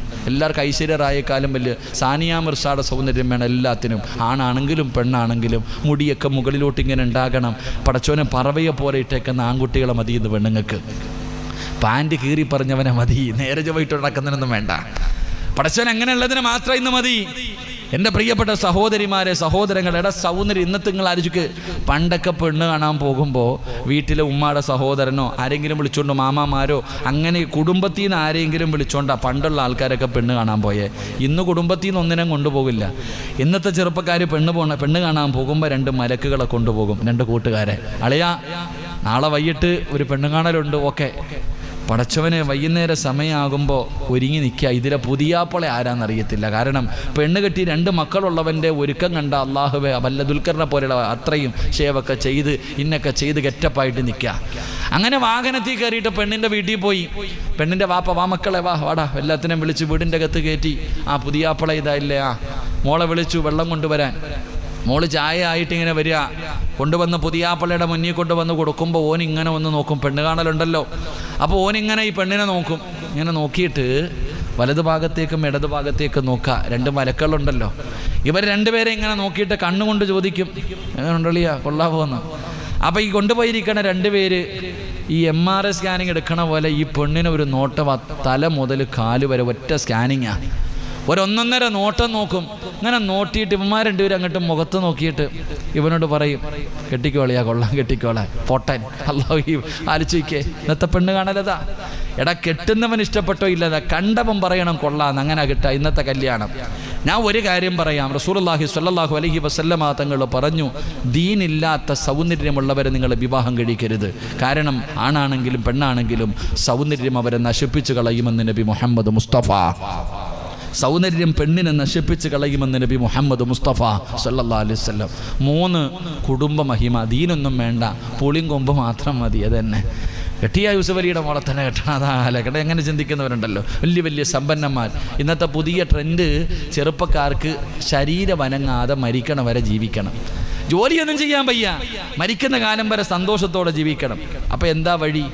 അതിനാകെ വഴി ഏതെങ്കിലും പണക്കാരുടെ മോളെ വളയ്ക്കുക. അത് തന്നെ ഇപ്പം നടന്നുകൊണ്ടിരിക്കണം. അത് തന്നെ അതിനെ വല്ല പൾസറും വാടകയ്ക്ക് എടുത്തിട്ട് ഇങ്ങനെ നടക്കുക. എടാ കുടുംബ മഹിമ മാത്രം നോക്കരുത്. ദീനില്ലാത്ത വീട്ടിൽ കയറിയിട്ട് പെണ്ണ് കെട്ടരുത്. റസൂലുള്ളാഹി തങ്ങൾ പറഞ്ഞു, നിനക്ക് ആ വീടിൻ്റെ അകത്ത് ഒരു വിലയുണ്ടാകില്ല.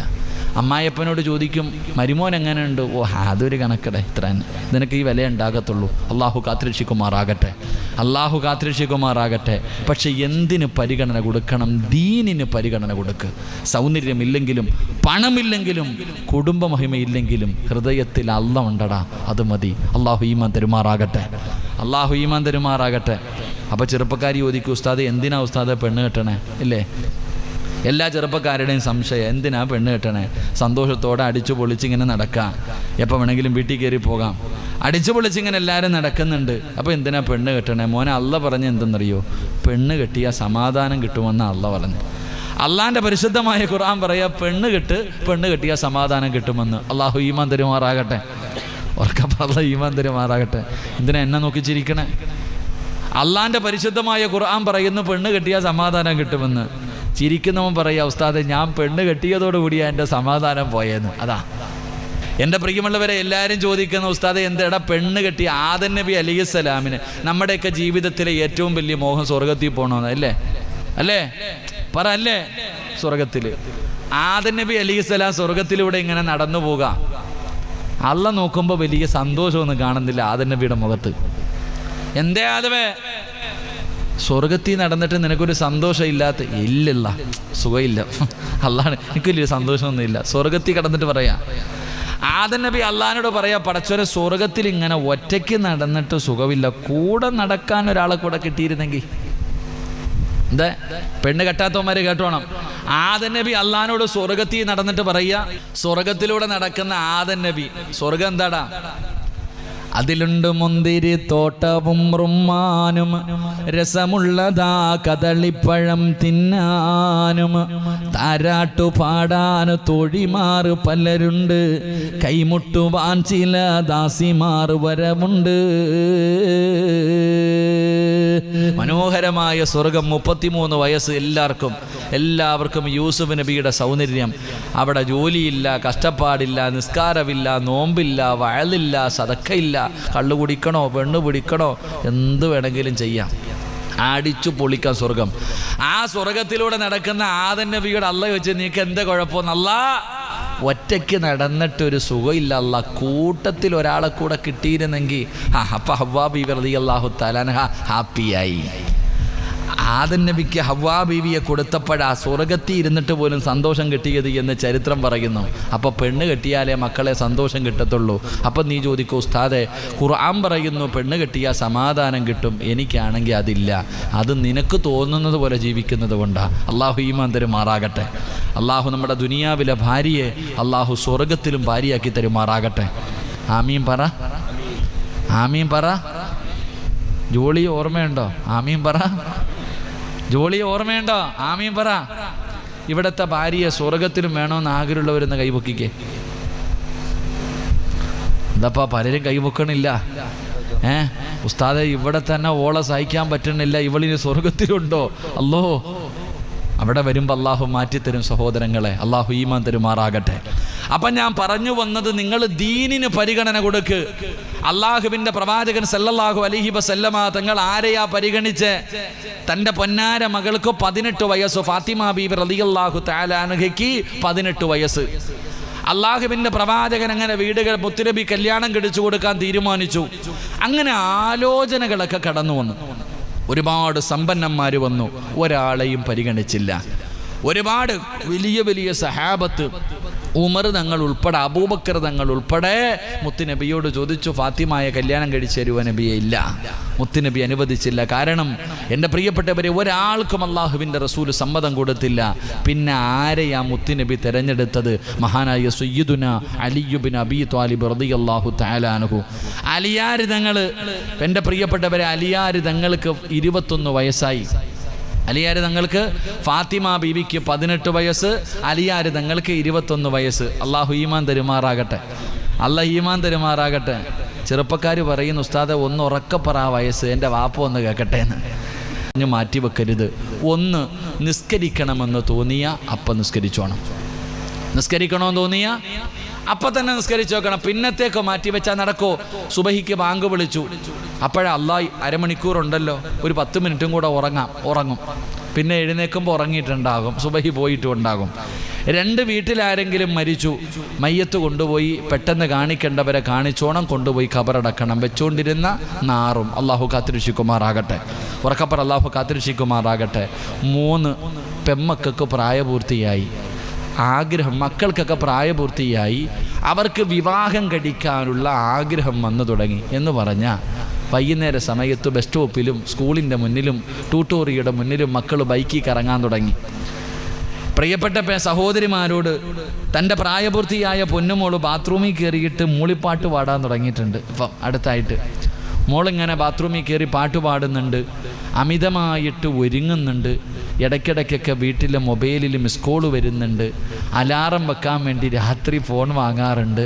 ഇങ്ങനെയുള്ള ചില അലാമത്തുകളുണ്ട്. അത് കിതാബിലൊന്നും കാണൂല, അനുഭവങ്ങളിലൂടെ നമ്മൾ കാണുന്നതാണല്ലോ. പതിവില്ലാതെ ഇങ്ങനെയൊക്കെ ചില അനുഭവങ്ങൾ. നിങ്ങളും ചോറൊക്കെ ഈ പ്രായം കഴിഞ്ഞല്ലേ വന്നേ. ഇതൊക്കെ കാണുമ്പോൾ മനസ്സിലാക്കിക്കോണം, മോക്ക് കല്യാണം കഴിക്കാൻ സമയമായെന്ന്. പെട്ടെന്ന് കെട്ടിച്ച് വിട്ടാൽ ഭാഗ്യം ഉണ്ടാകും. അള്ളാഹു ഈമാൻ തരുമാറാകട്ടെ. അപ്പം ഞാൻ പറഞ്ഞു വന്നത്, അലിയാർ തങ്ങൾക്ക് 21 വയസ്സായി. അലിയാർ തങ്ങൾക്ക് ഫാത്തിമ ബീവിയെ വലിയ ഇഷ്ടമായിരുന്നു. അള്ളാഹുവിൻ്റെ പ്രവാചകൻ്റെ പൊന്നാര മകൾ ഫാത്തിമ ബീബി റളിയല്ലാഹു തആല അൻഹ അലിയാർ തങ്ങൾക്ക് വലിയ ഇഷ്ടമാണ്. 10ാമത്തെ വയസ്സിൽ മുത്തുനബിയുടെ കൂടെ വന്നത് അലിയാർ തങ്ങൾ. ഇനി ചെറുപ്പക്കാർ പറയും, കേട്ടോടി, അലിയാർ തങ്ങൾ ഫാത്തിമയെ പ്രേമിച്ചാൽ കെട്ടിയെന്ന് പറഞ്ഞേക്കരുത് കേട്ടോ കാമുകിയോട്. അങ്ങനൊന്നുമില്ല. ഫാത്തിമ ബീവിയെ എല്ലാവർക്കും ഇഷ്ടമായിരുന്നു. കാരണം മുത്തുനബിയുടെ മകളായതുകൊണ്ട്. അലിയാർ തങ്ങൾക്ക് ഫാത്തിമ ബീവിയെ വല്ലാത്ത ഇഷ്ടമാണ്. അങ്ങനെ ഒരിക്കൽ ആരോ പറഞ്ഞു, അലിയെ, ഫാത്തിമ ബീവിയുടെ കല്യാണ ആലോചനയൊക്കെ നടക്കുന്നുണ്ട്, നീ ഇങ്ങനെ നടന്നോ? പടച്ചവനെ, അലിയാർ തങ്ങൾ ഇത് കേട്ടതും അലിയാർ തങ്ങൾ തീരുമാനിച്ചു, പ്രവാചകൻ്റെ മുന്നിൽ പോയിട്ട് ചോദിക്കണം, ഫാത്തിമ ബീവിയെ എനിക്ക് വിവാഹം കഴിച്ചു തരുമോ? അങ്ങനെ ചോദിക്കണമെന്ന് കരുതിയിട്ട് അലിയാർ തങ്ങൾ അങ്ങോട്ട് നടക്കാം. ഇതിങ്ങനെ ചിന്തിച്ചോണ്ടാണ് നടന്നത്. പക്ഷെ നേരെ പോയി കയറിയത് മുത്തുനബിയുടെ വീടിൻ്റെ മുന്നിലായിപ്പോയി. അലിയാർ ഇങ്ങനെ ആലോചിച്ചുകൊണ്ട് നടന്ന് നേരെ പോയത് പ്രവാചകൻ സല്ലല്ലാഹു അലൈഹി വസല്ലം തങ്ങളുടെ മുന്നിലാണ്. അള്ളാൻ്റെ റസൂൽ എന്തേ അലിയെ ഇപ്പോൾ വന്നേ? പേടിച്ചു പോയി. ഒന്നുമില്ല നബിയെ. അള്ളാൻ്റെ റസൂൽ സല്ലല്ലാഹു അലൈഹി വസല്ലം തങ്ങളുടെ മുഖം കണ്ടപ്പോൾ അലിയാർ തങ്ങളുടെ മുട്ടിടിക്കാൻ തുടങ്ങി. എന്തേ അലിയെ വന്നേ? ഒന്നുമില്ല നബിയെ. എൻ്റെ അലിയെ നീ വന്നേ? ഒന്നുമില്ല നബിയെ. പക്ഷെ അള്ളാൻ്റെ റസൂൽ സല്ലല്ലാഹു അലൈഹി വസല്ലം തങ്ങൾക്കറിയാം അലിയാർ വന്നത് എന്തിനാ. അലിയാർ തങ്ങൾ വന്നത് എന്തിനാണെന്ന് പ്രവാചകന് നല്ലതുപോലെ അറിയാം. അള്ളാഹുവിൻ്റെ റസൂൽ സല്ലല്ലാഹു അലൈഹി വസല്ലം തങ്ങൾ അങ്ങോട്ട് ചോദിച്ചു, അലിയെ ഫാത്തിമായ കല്യാണം കഴിച്ചൂടെ? എൻ്റെ മോള് ഫാത്തിമായ നീ വിവാഹം കഴിക്കുവോ? സുബ്ഹാനല്ലാഹ്. അലിയാർ തങ്ങളുടെ മനസ്സിലൊരു 10 ലഡു ഒരുമിച്ച് പൊട്ടിയിട്ടുണ്ടാകും, അത്രയ്ക്ക് സന്തോഷം. കാരണം മുത്തുനബിയുടെ പൊന്നുമോളല്ലേ. അലിയാർ തങ്ങൾ ഇങ്ങനെ തലകുലുക്കി. അള്ളാഹുവിൻ്റെ റസൂൽ സല്ലല്ലാഹു അലൈഹി വസല്ലം തങ്ങൾ രണ്ടാമത്തെ ചോദ്യം, മഹർ കൊടുക്കാൻ നിന്റെ കയ്യിൽ എന്തുണ്ട്? വളരെ പ്രസക്തമുള്ള ചോദ്യമാണ്. അലിയാർ തങ്ങളോട് അള്ളാഹുവിൻ്റെ പ്രവാചകൻ സല്ലല്ലാഹു അലൈഹി വസല്ലം തങ്ങൾ ചോദിച്ച രണ്ടാമത്തെ ചോദ്യം, മഹർ കൊടുക്കാൻ നിന്റെ കയ്യിൽ എന്തുണ്ട്? പെണ്ണ് കാണാൻ പോകുമ്പോൾ ബ്രോക്കർ എന്ന് പറഞ്ഞൊരു മലക്കുണ്ട്. നാവെടുത്ത സത്യം മാത്രമല്ല കള്ള പറയൂ. എന്താ വെച്ചാൽ പറയും, അത് അറബിക്കടലിൽ ഒരു കപ്പൽ കിടക്കുന്നുണ്ട്, ദുബൈയിൽ അത് ഷെയ്ഖിൻ്റെ വീട് വേണ്ടത്, ആ കള്ളത്തരം പറയും. പക്ഷെ അലിയാർ തങ്ങൾ കള്ളമൊന്നും പറഞ്ഞില്ല. നബിയെ, എൻ്റെ കയ്യിൽ 5 നയാ പൈസ ഇല്ല, എൻ്റെ കയ്യിൽ 5 നയാ പൈസ ഇല്ല, ഒന്നുമില്ല നബിയെ. നിങ്ങൾ നല്ലതുപോലെ കേൾക്ക്. റസൂലുള്ളാഹി സ്വല്ലല്ലാഹു അലൈഹി വസല്ലം തങ്ങൾ ചോദിച്ചു, ബദറിൽ പോകുമ്പോൾ ഞാൻ നിനക്കൊരു പടയങ്കി വാങ്ങി തന്നല്ലോ, എവിടെ? വീട്ടിലിരിക്കുന്നുണ്ട് നബിയെ. അലിയെ, വിറ്റാൽ എത്ര രൂപ കിട്ടും? ഒരു 400 ദിർഹമൊക്കെ കിട്ടും നബിയെ. എന്നാ കൊണ്ട് വിറ്റിട്ട് വാ, വിറ്റിട്ട് വാ പൈസയുമായി. ആലിയാർ തങ്ങൾ PT ഉഷ ഓടുന്നതിനേക്കാളും ഓട്ടവാ, വല്ലാത്ത ഓട്ടം. അള്ളാഹുവിൻ്റെ റസൂൽ സല്ലല്ലാഹു അലൈഹി വസല്ലം തങ്ങളുടെ വീട്ടിൽ നിന്ന് ഇറങ്ങി ഓടി അള്ളാഹുബെ പടയെങ്കിലും എടുത്തുകൊണ്ട് കമ്പോളത്തിൽ പോയിട്ട് വിൽക്കാൻ നിൽക്കുകയാ. അതാ വരുന്നു മഹാനായ സയ്യിദുനാ ഉസ്മാൻ ബിൻ അഫ്ഫാൻ റളിയല്ലാഹു തആല അൻഹു, പ്രവാചകന്റെ ആദ്യത്തെ പുതിയാപ്പളയാ. എൻ്റെ അലി എവിടെ നിൽക്കണേ? നിങ്ങൾ അറിഞ്ഞാൽ എൻ്റെ കല്യാണമൊക്കെ ഉറപ്പിച്ച്. ഫാത്തിമായി എൻ്റെയും കല്യാണം, ഫാത്തിമ ബീവിയുടെ കല്യാണം ഉറപ്പിച്ചു. മഹർ വാങ്ങാൻ പൈസ ഇല്ലാത്തത് കാരണം ഈ പടയെങ്കിൽ വിൽക്കാൻ പറഞ്ഞു വിട്ടതാ മുത്തുനബി. ഫാത്തിമ അലിയാർ തങ്ങളോട് ചോദിച്ചു, ഉസ്മാൻ തങ്ങൾ ചോദിച്ചു, എത്ര രൂപ വേണം? 400 ദിർഹം കിട്ടിയാൽ ഞാൻ കൊടുക്കും. എന്നാ പിടിച്ചോ. കയ്യിൽ കൊടുത്തു, ദിർഹം കൊടുത്തു, പടയെങ്കി വാങ്ങി. അങ്ങനെ രണ്ടുപേരും കൂടെ ഇങ്ങനെ നടന്നു പോകുമ്പോൾ ഉസ്മാൻ റളിയല്ലാഹു തആല അൻഹു പറഞ്ഞു, നീ വലിയ യോദ്ധാവല്ലേ അലിയെ, ഈ പ്രായം ചെന്ന എനിക്കെന്തിനാ പടയെങ്കി, ഇത് നീ തന്നെ വെച്ചോ. രണ്ടും കൈ കൊടുത്തു. അങ്ങനെ മഹാനായ അലി ഇബ്നു അബീ ത്വാലിബ് റളിയല്ലാഹു തആല അൻഹു ഓടി മുത്തുനബിയുടെ മുന്നിൽ ചെന്നു. 400 ദിർഹം കൊണ്ട് പ്രവാചകന്റെ കയ്യിൽ വെച്ചു കൊടുത്തു. തമാശയ്ക്ക് പറയുകയല്ല വാപ്പമാരെ, നല്ലതുപോലെ നിങ്ങൾ കേൾക്കണം. അള്ളാഹുവിൻ്റെ പ്രവാചകന്റെ കയ്യിലേക്ക് 400 ദിർഹം കൊണ്ട് വെച്ചു കൊടുത്തു. റസൂലുള്ളാഹി സ്വല്ലല്ലാഹു അലൈഹി വസല്ലമ തങ്ങൾ ചോദിച്ചു, അലിയെ, വലീമ കൊടുക്കണ്ടേ? നിക്കാഹ് കഴിഞ്ഞാൽ എല്ലാവർക്കും ഒരു ഭക്ഷണം കൊടുക്കണ്ടേ? അലിയാർ തങ്ങൾ പറഞ്ഞു, നബിയെ, എൻ്റെ കയ്യിലൊന്നുമില്ല, എൻ്റെ കയ്യിലൊന്നുമില്ല. ആ സമയത്ത് സഅദ് റളിയല്ലാഹു തആല അൻഹു അവിടെ നിന്ന് പറഞ്ഞു, നബിയെ, എൻ്റെ വീട്ടിലൊരാട് നിൽക്കുന്നുണ്ട്, അലിക്ക് ഞാൻ വെറുതെ കൊടുത്തേക്കാം. എൻ്റെ വീട്ടിലൊരാട് നിൽക്കുന്നുണ്ട്, ആ ആട് ഞാൻ അലിക്ക് കൊടുത്തേക്കാം നബിയെ. 3 സ്വഹാബികൾ അവിടെ നിന്ന് പറഞ്ഞു, യാ റസൂലല്ലാഹ്, ഞങ്ങളുടെ വീടിൻ്റെ അകത്ത് കുറച്ച് ഗോതമ്പ് മാവിരിക്കുന്നുണ്ട് നബിയേ, അതലിയാർ തങ്ങൾക്ക് ഞങ്ങൾ വെറുതെ കൊടുത്തേക്കാ. എൻ്റെ പ്രിയമുള്ളവരെ, സഅദ് തങ്ങൾ ഒരാടിനെ കൊടുത്തു. സ്വഹാബികൾ അവിടെ നിന്ന് ഗോതമ്പ് മാവ് കൊടുത്തു. ആരുടെ വിവാഹമാണ് നടത്തുന്നതെന്ന് നിങ്ങൾ നല്ലതുപോലെ ചിന്തിക്കൂ. എൻ്റെ പ്രിയപ്പെട്ടവരെ, അള്ളാഹുവിൻ്റെ പ്രവാചകന്റെ പൊന്നാര മകളുടെ കല്യാണമാണ്, മുത്തുനബിയുടെ പൊന്നാര മകളുടെ നിക്കാഹാണ്, സ്വർഗത്തിന്റെ റാണിയുടെ കല്യാണമാണ്. എൻ്റെ പ്രിയപ്പെട്ടവരെ, നിങ്ങൾ പിരിവെടുത്ത് കല്യാണം കഴിക്കണമെന്ന് ഞാൻ പറയുന്നില്ല. നിങ്ങൾ എത്ര ഭക്ഷണം വേണമെങ്കിലും കൊടുത്തോ, എത്ര പവൻ വേണമെങ്കിലും കൊടുത്തോ, ഓടി കാറ് വേണമെങ്കിലും വാങ്ങിക്കൊടുത്തോ, ലക്ഷങ്ങളുടെ വിലയുള്ള ഓഡിറ്റോറിയത്തിൽ വെച്ച് കല്യാണം നടത്തിക്കോ, യാതൊരു പ്രശ്നവുമില്ല. പക്ഷേ ആവശ്യമില്ലാത്ത ചിലവുകളുണ്ടല്ലോ, ഒരുപാട് അനാമത്തായ ചിലവുകളുണ്ടല്ലോ, അതൊക്കെ ഒഴിവാക്കണേ സഹോദരാ, അതൊക്കെ ഒഴിവാക്കണേ സഹോദരാ. ഇങ്ങനെയാണ് അവിടുന്ന് അല്ലാഹുവേ തൻ്റെ പൊന്നാര മകളുടെ നിക്കാഹ് അവിടുന്ന് ഉറപ്പിച്ചു. അതാ അലിയാർ തങ്ങൾക്ക് പടച്ചവനെ സ്വന്തമായിട്ടൊരു വീട് പോലുമില്ല. അല്ലാഹുവിൻ്റെ പ്രവാചകനും സ്വഹാബികളും എല്ലാവരും കൂടെ അലിയാർ തങ്ങൾക്ക് ഒരു ഈന്തപ്പന മരത ഈന്തപ്പനയുടെ പോലകൾ കൊണ്ടൊരു റൂമുണ്ടാക്കി. പടച്ചവനെ എല്ലാവരും കൂടെ ഒരു വീട് വെച്ചു കൊടുത്തു. അങ്ങനെ ഫാത്തിമയുടെയും അലിയാർ തങ്ങളുടെയും കല്യാണം കഴിഞ്ഞു. അല്ലാ, മുത്തുനബി വളർത്തിയ ഫാത്തിമ എന്ന് പറയുന്ന പൊന്നുമോള് തന്റെ പ്രിയപ്പെട്ട ഭർത്താവിന്റെ കയ്യിൽ പിടിച്ചുകൊണ്ട് നിക്കാഹ് കഴിഞ്ഞ മണിയറയ്ക്കകത്ത് കടന്നു പോവുകയാ. ഉമ്മമാരേ, വാപ്പമാരേ, പെമ്മക്കളെ വളർത്തേണ്ടത് എങ്ങനെയാണെന്ന് പഠിച്ചോ. അള്ളാഹുവിന്റെ പ്രവാചകന് ഫാത്തിമ എന്ന് പറയുന്ന പൊന്നാര മകളെ വളർത്തി പഠിപ്പിച്ചത് എന്തെന്നറിയുമോ? അലിയാർ തങ്ങളുടെ കയ്യിൽ പിടിച്ചിട്ട് അള്ളാഹുവിന്റെ റസൂലിന്റെ പൊന്നാര മകള് ഭർത്താവിന്റെ കൂടെ മണിയറക്കകത്തേക്ക് കടന്നു പോവുകയാണ്. രണ്ടുപേരും മണിയറക്കകത്ത് കയറി. അലിയാർ നിങ്ങൾ വല്ലാത്ത സന്തോഷത്തിലാണ്. വീടിന്റെ കവാടമടച്ചു, വീടിന്റെ കവാടമടച്ചു. അലിയാർ തങ്ങൾ വീടിന്റെ അകത്ത് കത്തിച്ച് വെച്ചിരിക്കുന്ന വിളക്കുണ്ടല്ലോ, അത് പെട്ടെന്ന് അണയ്ക്കുകയാണ്. വീടിന്റെ അകത്ത് കത്തിച്ച് വെച്ചിരുന്ന വിളക്കുണ്ടല്ലോ, ആ വിളക്ക് പെട്ടെന്ന് അണയ്ക്കുകയാ. മണിയറയ്ക്കകത്ത് വല്ലാത്ത ഇരുള് വന്നു, വല്ലാത്ത ഇരുട്ട് വന്നു. കുറച്ച് കഴിയുമ്പോ വസമിഅനാ സൗതൻ ഹനീനാ, അതിരാത്രിയിൽ മണിയറയ്ക്കകത്തൊരു തേങ്ങൽ കേൾക്കുകയാണ്, ഒരു കരച്ചൊലിന്റെ ശബ്ദം കേൾക്കുകയാണ്. അലിയാർ തങ്ങൾ ഓടിച്ചെല്ലുമ്പോ ഫാത്തിമ ഇരുന്ന് കരയുകയാ. ഫാത്തിമ ബീബി റളിയല്ലാഹു തആല അൻഹ ഇരുന്ന് കരയുകയാണ്. അലിയാർ തങ്ങൾ ചോദിച്ചു, ഫാത്തിമ എന്തിനാ നീ കരയുന്നത്? എന്നെ ഇഷ്ടമായില്ലേ ഫാത്തിമ? ഞാൻ പാവപ്പെട്ടവനായത് കൊണ്ടാണോ ഫാത്തിമ? എന്തിനാണ് കരയുന്നതെന്ന് അല്ലാഹുവേ. അലിയാർ തങ്ങൾ ഫാത്തിമ ബീബിയോട് കരമെന്ന് ചോദിക്കുമ്പോ ഫാത്തിമ ബീബി പറയുന്ന, അലിയേ, നിങ്ങളെ ഇഷ്ടപ്പെടാത്ത ഏതെങ്കിലും ഒരു പെണ്ണ് ഈ മദീനയിലുണ്ടോ? നിങ്ങളെ എനിക്ക് വല്ലാത്ത ഇഷ്ടമാണ് അലിയേ, നിങ്ങളെ എനിക്ക് വല്ലാത്ത ഇഷ്ടമാണ് അലിയേ. പിന്നെ എന്തിനാ ഫാത്തിമ നീ കരയുന്നത്? ഈ റൂമിന്റെ അകത്തിരുന്നിട്ട് കരയുന്നത് എന്തിനാണ്? ഈ ആദിരാത്രി ഇരുന്ന് കരയുന്നത് എന്തിനാണ്? അള്ളാഹുവിന്റെ പ്രവാചകന്റെ പൊന്നാര മകളോട് അലിയാർ തങ്ങൾ ചോദിക്കുമ്പോ റസൂലുള്ള വളർത്തിയ പൊന്നുമോള് പറയുകയാ, അലിയേ,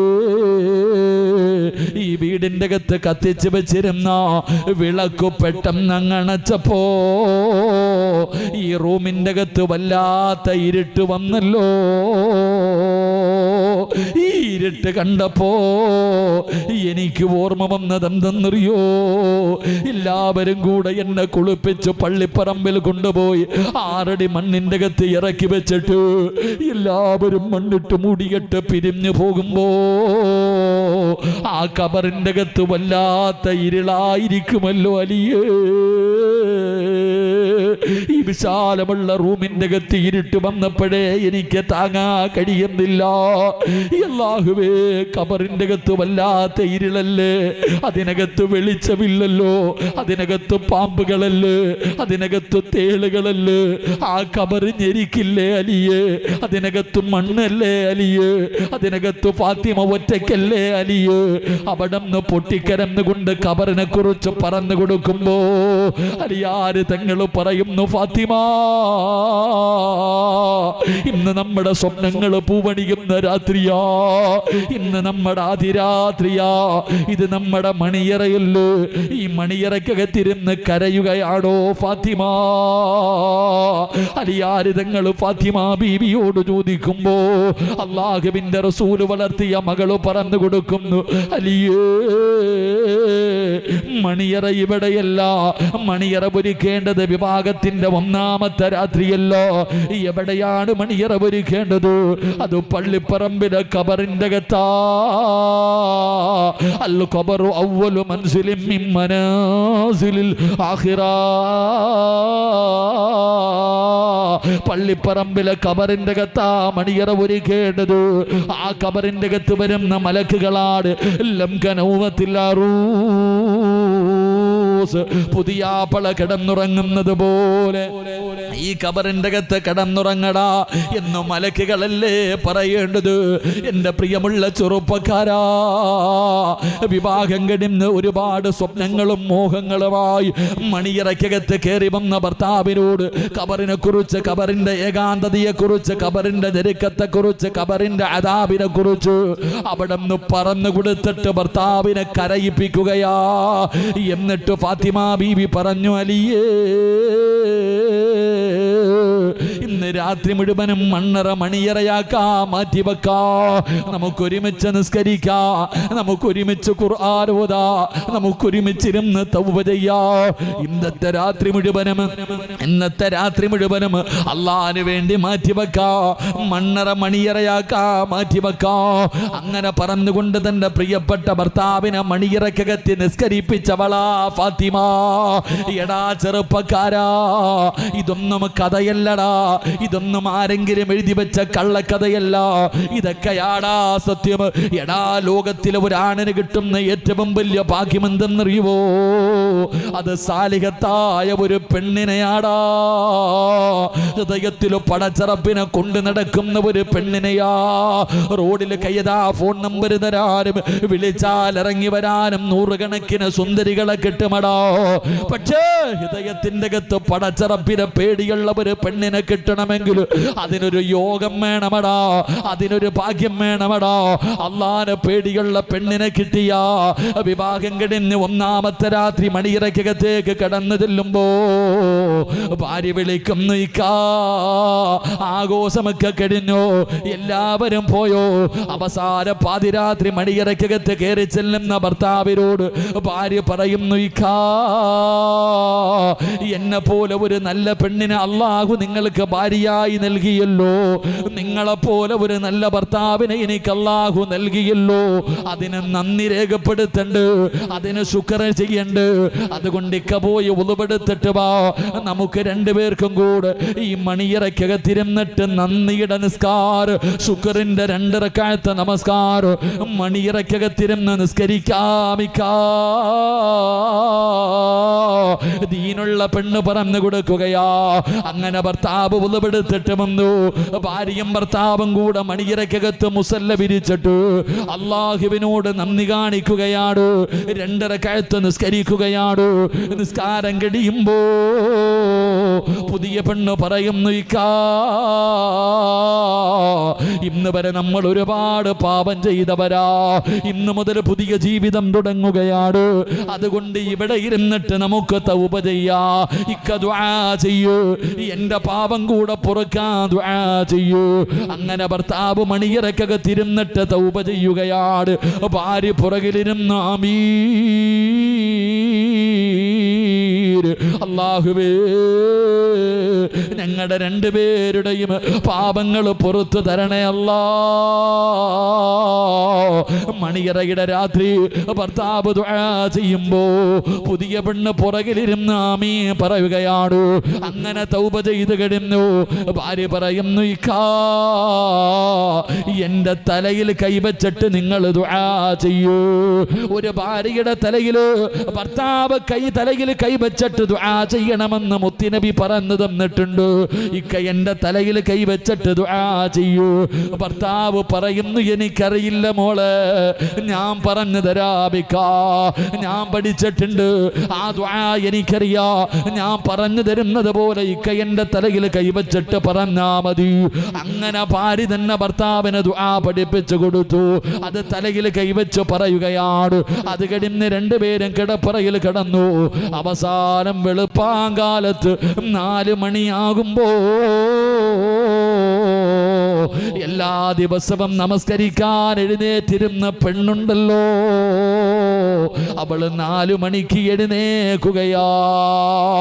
എന്നിട്ട് റബ്ബേ ചാരത്ത് കിടക്കുന്ന പുതിയ പിളയ വിളിക്കുന്നു, ഇക്കാ എഴുന്നേക്കാ, ബാങ്ക് വിളിക്കാ സമയമായിക്കോ, നമുക്ക് തഹജ്ജുദ് നിസ്കരിക്കണ്ട്. പെണ്ണെ, എനിക്കിന്ന് വല്ലാത്ത ക്ഷീണമാണ്, ഞാൻ കിടന്നുറങ്ങട്ട്. ഇല്ലയിക്കാ, ഇന്നലെ വരെ നിങ്ങൾ നിസ്കരിച്ചോ ഇല്ലയോ എനിക്കറിയില്ല, പക്ഷേ ഇന്ന് മുതൽ ഞാൻ നിങ്ങളുടെ ഭാര്യയാണ്. എൻ്റെ ഇക്ക നമസ്കരിക്കും നിസ്കരിച്ചേ പറ്റൂ. കല്യാണ പെണ്ണ് ഭർത്താവിന്റെ കാലിൽ പിടിച്ച് കരയുകയാണ്. കല്യാണ പെണ്ണ് ഭർത്താവിന്റെ കാലിൽ പിടിച്ച് കരയുകയാ. എഴുന്നേക്കുക. അവിടെ നിന്ന് വിളിച്ചുണർത്തി ബാത്റൂമിൽ കൊണ്ടുപോയി കുളിപ്പിച്ചു, ഒളുവെടുപ്പിച്ചു. അല്ലാഹുവേ മുസല്ല വിരിച്ചിട്ട് നിസ്കരിക്കുകയാണ്. അങ്ങനെ തഹജ്ജുദ് നിസ്കാരം കഴിയുമ്പോ അല്ലാഹുവിന്റെ പള്ളിയിൽ നിന്ന് സുബഹി ബാങ്ക് വിളിച്ചു. ഭർത്താവിനോട് പറയുന്നു, ദീനുള്ള പെണ്ണിനെ കെട്ടാൻ പറഞ്ഞത് ഉപ്പാ, ഇതുപോലെയാണ് മക്കളെ വളർത്തി കൊടുക്കാൻ. അതുകൊണ്ട് എൻ്റെ പ്രിയമുള്ളവര്, ഫാത്തിമ ബീവി റളിയല്ലാഹു തആല അൻഹ എല്ലാ വാപ്പയും ഉമ്മയും പഠിക്ക്. മണിയറയ്ക്ക് വേണ്ടി ലക്ഷങ്ങളെ ചെലവഴിക്കുന്ന ചെറുപ്പക്കാരാ, അള്ളാഹുവിന്റെ പ്രവാചകന്റെ പൊന്നുമോള് കടന്നത് എവിടെയെന്നറിയുമോ? ഈന്തപ്പന ഓലകൾ കൊണ്ട് നെയ്തിരുന്ന ഒരു കുടില്. അതിനകത്ത് തറയിൽ ചരൽക്കല്ലാടാ, കട്ടിലോ മെത്തയോ വിരിക്കാനൊരു വിരിപ്പ് പോലുമില്ലായിരുന്നു. അവർ രണ്ടുപേരും കടന്നത് എന്തിന്റെ മുകളിലെന്നറിയുമോ? അലിയാര് തങ്ങൾ പറയുകയാണ്, അലിയാര് തങ്ങൾ പറഞ്ഞു, എൻ്റെ വീട്ടിലൊരു ആടിന്റെ തോലുണ്ടായിരുന്നു. അലിയാര് തങ്ങൾ പറയുകയാ, ഫാത്തിമ ബീവിയും അലിയാര് തങ്ങളും കിടന്നുറങ്ങിയത് ഒരു വിരിപ്പുണ്ടായിരുന്നു, ഒരാടിന്റെ തോല്. ആ ആടിന്റെ തോല് വിരിച്ചിട്ട് ഫാത്തിമ ബീവിയും അലിയാര് തങ്ങളും അതിൻ്റെ മുകളിലാ കിടന്നുറങ്ങിയത്. ഒരാടിന്റെ തോലിന്റെ വലുപ്പം നീ ഒന്ന് ചിന്തിക്കുവാപ്പാ. ഫാത്തിമ ബീബി റളിയല്ലാഹു തആല അൻഹയും അലിയാര് തങ്ങളും കൂടെ ആടിന്റെ തോലിന്റെ മുകളിൽ കിടന്നിട്ട് സുഖമായിട്ട് ഉറങ്ങും. രാവിലെ ആയ ആ തോലെടുത്തു കൊണ്ടുപോയിട്ട് അലിയാര് തങ്ങൾക്കൊരു കുതിരയുണ്ട്, അതിൻ്റെ മുന്നിൽ കൊണ്ടുവെക്കും. അലിയാര് തങ്ങളുടെ വീട്ടിലൊരു കുതിരയുണ്ട്, ആ കുതിരയുടെ മുന്നിൽ കൊണ്ടുപോയി ഈ തോല് വെച്ചിട്ട് അതിൻ്റെ മുകളിൽ ആ കുതിരയ്ക്ക് തീറ്റിയിട്ട് കൊടുക്കണേ. എൻ്റെ പ്രിയപ്പെട്ടവരെ, രാത്രിയായാൽ അത് കഴുകി രണ്ടുപേരും കിടന്നുറങ്ങും. രാവിലെയായ കുതിരയ്ക്ക് ഭക്ഷണം കൊടുക്കാൻ കൊണ്ടുവച്ചു കൊടുക്കും. അതായിരുന്നു ജീവിതം. അടിയില്ല, വഴക്കില്ല, ബഹളമില്ല, പ്രശ്നങ്ങളില്ല. മഹാനായ നബിയന റസൂലുള്ളാഹി സ്വല്ലല്ലാഹു അലൈഹി വസല്ലം കരളിൻ്റെ കഷ്ടമാ പൊന്നുമോള് ഫാത്തിമ. ആ പൊന്നുമോളെ കല്യാണം കഴിച്ചു വിട്ടതിന് ശേഷം ഒരു ദിവസം കാണാൻ പോയി. തൻ്റെ പൊന്നാര മകളുടെ വീട്ടിൽ ചെന്നപ്പോൾ വാപ്പാനെ കണ്ടതും ഫാത്തിമ കരയാൻ തുടങ്ങി. ഫാത്തിമ ബീബി റളിയല്ലാഹു തആല അൻഹ കരയാൻ തുടങ്ങി. മുത്തുനബി ചോദിച്ചു, എന്തേ മോളെ ഫാത്തിമ കരയണേ? ഉപ്പാടെ മോൾ എന്തിനാ കരയണേ? ഉപ്പാ, ഭക്ഷണം കഴിച്ചിട്ട് 3 ദിവസമായി ഉപ്പാ, പട്ടിണിയാ ഉപ്പ ഇവിടെ. അപ്പാ, വല്ലതും കഴിച്ചിട്ട് 3 ദിവസമായി ഞാൻ പട്ടിണി. ഉപ്പാൻ്റെ മോള് പട്ടിണിയാ. അള്ളാൻ്റെ റസൂല് വാരി കെട്ടിക്കോ പോകാന്ന് പറഞ്ഞില്ല. നമ്മളാണെങ്കിൽ അങ്ങനെയാണല്ലോ, വാരി കെട്ടി പൊക്കോളാൻ പറയും. അള്ളാഹുവിൻ്റെ റസൂലിൻ്റെ പൊന്നുമോള് പറഞ്ഞു, ഉപ്പാ, വല്ലതും കഴിച്ചിട്ട് 3 ദിവസമായി ഞാൻ പട്ടിണിയാ, മോളിങ്ങ് വാ. ഫാത്തിമ എന്ന് പറയുന്ന പൊന്നാര മകളെ അടുത്ത് പിടിച്ചിട്ട് വാപ്പ ചെവിയിൽ പറഞ്ഞു കൊടുത്തു, വലിയ അബീക അർബഉ, മോള് 3 ദിവസമായിട്ടല്ലേ വല്ലതും കഴിച്ചിട്ട്. വാപ്പ 4 ദിവസമായിട്ട് പട്ടിണിയാ മോളെ. മുത്തുനബി തൻ്റെ പൊന്നാര മകളോട് പറഞ്ഞു കൊടുക്കുക, വാപ്പ വല്ലതും കഴിച്ചിട്ട് 4 ദിവസമായി മോളെ. ഫാത്തിമ കരയാ. ഞാൻ ഉപ്പാനോട് പറഞ്ഞു പോയല്ലോ അല്ലാ, എൻ്റെ ഉപ്പാനോട് ഞാൻ പറഞ്ഞു പോയല്ലോ അല്ലാ, ഫാത്തിമ കരയുകയാ. അതായിരുന്നു അവരുടെ തമ്മിലുള്ള ബന്ധം. നബി സല്ലല്ലാഹു അലൈഹി വസല്ലമ തങ്ങൾ രോഗം പിടിച്ചു വഫാത്തിൻ്റെ വേളയിൽ കിടക്കുമ്പോൾ ഫാത്തിമ എന്ന് പറയുന്ന മകള് കാണാൻ വന്നു. ഉപ്പാൻ്റെ കിടപ്പ് കണ്ടിട്ട് കരയാ. ഉപ്പ രോഗം പിടിച്ച് കിടക്കുന്നത് കണ്ടിട്ട് കരയുമ്പോൾ അടുത്ത് വിളിച്ചു, ആ മോളെ. അടുത്ത് വിളിച്ചിട്ട് ചെവിയിൽ പറഞ്ഞു കൊടുത്തു, മോള് കരയരുത്, ഉപ്പാടെ മരണമെടുത്തു, പല അടയാളങ്ങളും കണ്ടു, അതുകൊണ്ട് വാപ്പ പോകാൻ, എൻ്റെ മോള് കരയരുത് കേട്ടാ. മുത്തുനബി സല്ലല്ലാഹു അലൈഹി വസല്ലമ തങ്ങൾ പറയുമ്പോൾ ഫാത്തിമ വല്ലാതെ നിലവിളിച്ചു. തൻ്റെ വാപ്പാടെ മരണമെടുത്തു എന്ന് പറഞ്ഞപ്പോൾ ഫാത്തിമ ബീബി പൊട്ടിക്കരയാൻ തുടങ്ങി. തൻ്റെ പൊന്നാര മകള് കരയുന്നത് കണ്ടപ്പോൾ സഹിച്ചില്ല. ഇനി വാ മോളെ. രണ്ടാമതും അടുത്ത് വിളിച്ചിട്ട് പറഞ്ഞു, മോള് കരയണ്ട, ഉപ്പാടെ തൊട്ടു പുറകിൽ മോളാ അടുത്തത്. വാപ്പ പോയാ പിന്നെ എൻ്റെ കുടുംബത്തിൽ നിന്ന് ആദ്യം മരിക്കണത് നീയാ മോളെ. മോളെന്തിനാ കരയണേ? ഫാത്തിമ ചിരിക്കുക. മരണം പറഞ്ഞപ്പോഴും ചിരിച്ചു മക്കളെ. മരണം പറഞ്ഞപ്പോഴും ഫാത്തിമ ചിരിക്കുകയാ. ആയിഷ ബീവി റളിയല്ലാഹു തആല അൻഹ ഒരുപാട് വട്ടം ചോദിച്ചു, എന്താ ഫാത്തിമ നീ ചിരിക്കാനുള്ള കാരണം? ഞാൻ പറയൂല, എൻ്റെ ഉപ്പ എനിക്ക് പറഞ്ഞെന്ന രഹസ്യമാ. എൻ്റെ പ്രിയപ്പെട്ടവരെ, അടിയില്ല, വഴക്കില്ല, ബഹളമില്ല. അവസാനം ഇവർ രണ്ടുപേരും ഒരുപാട് വർഷക്കാലം ജീവിച്ചു. പെങ്ങളെ പഠിക്ക്, സിനിമാ കഥയും സീരിയൽ കഥയുമല്ല. ഇവർ രണ്ടുപേരും മടിയും വഴക്കുമില്ലാതെ ഒരുപാട് കാലം ജീവിച്ചു. അവസാനം മരിക്കുന്നതിൻ്റെ തലേ ദിവസം ഫാത്തിമ ബീബി റളിയല്ലാഹു തആല അൻഹ അലിയാർ തങ്ങളുടെ കയ്യിൽ പിടിച്ചിട്ടും പൊരുത്തം ചോദിച്ചു. അവിടെ നിന്ന് പൊരുത്തം ചോദിച്ചു. രണ്ടുപേരും കെട്ടിപ്പിടിച്ച് കിടന്ന് കരയുകയാ, പിരിയാൻ കഴിയാതെ. അവസാനം ഫാത്തിമ ബീബി അലിയാർ തങ്ങളോട് പറഞ്ഞു, ഞാൻ മരിച്ചാൽ എന്നെ പകല് കബറടക്കരുത്, രാത്രിയിലെ കബറടക്കാവൂ. അതെന്തേ ഫാത്തിമ രാത്രി കബറടക്കാൻ പറയാനുള്ള കാരണം? ഫാത്തിമ ബീബി റളിയല്ലാഹു തആല അൻഹ പറഞ്ഞു, എൻ്റെ ശരീരം നിങ്ങളല്ലാതെ ഇന്ന് വരെ ഒരാളും കണ്ടിട്ടില്ല, എൻ്റെ ഔറത്ത് ഇന്ന് വരെ ഒരാളും കണ്ടിട്ടില്ല. എന്നെ പകലാണ് കബറടക്കുന്നതെങ്കിൽ എൻ്റെ മയ്യത്ത് പൊതിയുന്നതും എൻ്റെ മയ്യത്ത് ചുമക്കുന്നതും എൻ്റെ മയ്യത്ത് കബറിൽ ഇറക്കി വെക്കുന്നതും അന്യ പുരുഷന്മാരാ അലിയെ. 3 കഷ്ടം വെള്ള തുണിയിൽ പൊതിഞ്ഞിട്ട് എൻ്റെ മയ്യത്ത് ചുമക്കുമ്പോൾ കബറിൽ ഇറക്കി വെക്കുമ്പോൾ പകലാണെങ്കിൽ അന്യ പുരുഷന്മാർ എൻ്റെ ശരീരത്തിൻ്റെ വടിവ് കാണുമല്ലോ, എനിക്കിഷ്ടമല്ലത്. എൻ്റെ ശരീരത്തിൻ്റെ വടിവ് പോലും ഒരാൾ കാണുന്നത് എനിക്കിഷ്ടമല്ല. അതുകൊണ്ട് എന്നെ രാത്രിയിലെ കബറടക്കാവൂ. അതായിരുന്നു ഫാത്തിമ. എൻ്റെ പ്രിയപ്പെട്ടവരെ, അലിയാർ തങ്ങൾ ഫാത്തിമ ബീവിയുടെ മയ്യത്ത് കൊണ്ടുപോയി കബറടക്കി. രാത്രി തൻ്റെ വീടിൻ്റെ അകത്ത് വന്നിട്ട് കിടന്നിട്ട് ഉറക്കം വരുന്നില്ല. അലിയാർ തങ്ങൾ കരയുക. കാരണം ഫാത്തിമ ഇല്ലാത്ത 1ാമത്തെ രാത്രി. സഹോദര, നമുക്കൊന്നും നമ്മുടെ ഭാര്യ ജീവിച്ചിരിക്കുമ്പോൾ അവളുടെ വിലയറിയില്ല. നമുക്ക് നമ്മുടെ ഭാര്യയുടെ വിലയറിയില്ല. അല്ലാഹുവേ പടച്ചവനെ, നമുക്ക് നമ്മുടെ വീടിൻ്റെ അകത്ത് കിടന്ന് ഒരു അടിമയെപ്പോലെ, ഒരു വേലക്കാരിയെപ്പോലെ കിടന്ന് കഷ്ടപ്പെടുമല്ലോ സഹോദര. നിനക്ക് വെച്ച് തരണം, നിൻ്റെ മക്കളെ നോക്കണം, നിൻ്റെ മാതാപിതാക്കൾ, നിൻ്റെ കൂടപ്പുറപ്പുകൾ എല്ലാവർക്കും വെച്ച് വിളമ്പണം, വസ്ത്രം കഴുകണം, വീട് തൂത്തുവാരണം. അല്ലാഹുവേ, രാവിലെ വെളുപ്പാങ്കാലം മുതൽ പാതിരാത്രി 9 മണി വരെ കിടന്ന് എത്ര കഷ്ടപ്പെട്ടാലും ഒരു നല്ല വാക്ക് ആ പാവത്തിനോട് പറയാറില്ല. എന്നിട്ടും അവളെ കണ്ണുനീര് കുടിപ്പിക്കുന്ന ഭർത്താക്കന്മാരുണ്ട്. എൻ്റെ പ്രിയപ്പെട്ടവരെ, അവളുടെ വില നിനക്ക് കണ്ണുള്ളപ്പോൾ കണ്ണിൻ്റെ വിലയറിയില്ല. ആ ഭാര്യ 2 മക്കളെ നിന്നെ ഏൽപ്പിച്ചിട്ട് അവളുടെ പണി നോക്കി പോകുമ്പോഴേ നിനക്കതിൻ്റെ വിലയറിയൂ. അള്ളാഹുവിൻ്റെ റസൂലിൻ്റെ പൊന്നാര മകളുടെ ഇല്ലാത്ത വീടിൻ്റെ അകത്തിരുന്നിട്ട്, ഫാത്തിമ ബീബി ഇല്ലാത്ത വീടിൻ്റെ അകത്ത് കിടന്നിട്ട് അലിയാർ തങ്ങൾക്ക് ഉറക്കമില്ല. എഴുന്നേറ്റ് കള്ളിഷാപ്പി പോയില്ല, എഴുന്നേറ്റ് ഓടി. അലിയാർ തങ്ങൾ എഴുന്നേറ്റ് ഓടുകയാണ്. ഓടിച്ചെന്നത് തൻ്റെ പ്രിയപ്പെട്ട ഭാര്യയുടെ ഖബറിൻ്റെ ചാരത്താ, ജന്നത്തിൽ ബഖീൽ. തൻ്റെ ഫാത്തിമയുടെ ഖബറിൻ്റെ ചാരത്ത് പോയിരുന്നിട്ട് അലിയാർ തങ്ങൾ അസ്സലാമു അലൈക്കി യാ ഫാത്തിമ, ഫാത്തിമ ബീവിയോട് സലാം വിളിച്ചു. അവിടെ അലിയാർ തങ്ങൾ ഫാത്തിമ ബീവിയുടെ ഖബറിൻ്റെ ചാരത്ത് പോയിരുന്ന് സലാം പറഞ്ഞു. സലാം അടക്കുന്നില്ല. അലിയാർ തങ്ങൾ ചോദിച്ചു, ഫാത്തിമ എന്നോട് പിണങ്ങിയോ ഫാത്തിമ? എന്തേ നീ എൻ്റെ സലാം അടക്കാത്തത്?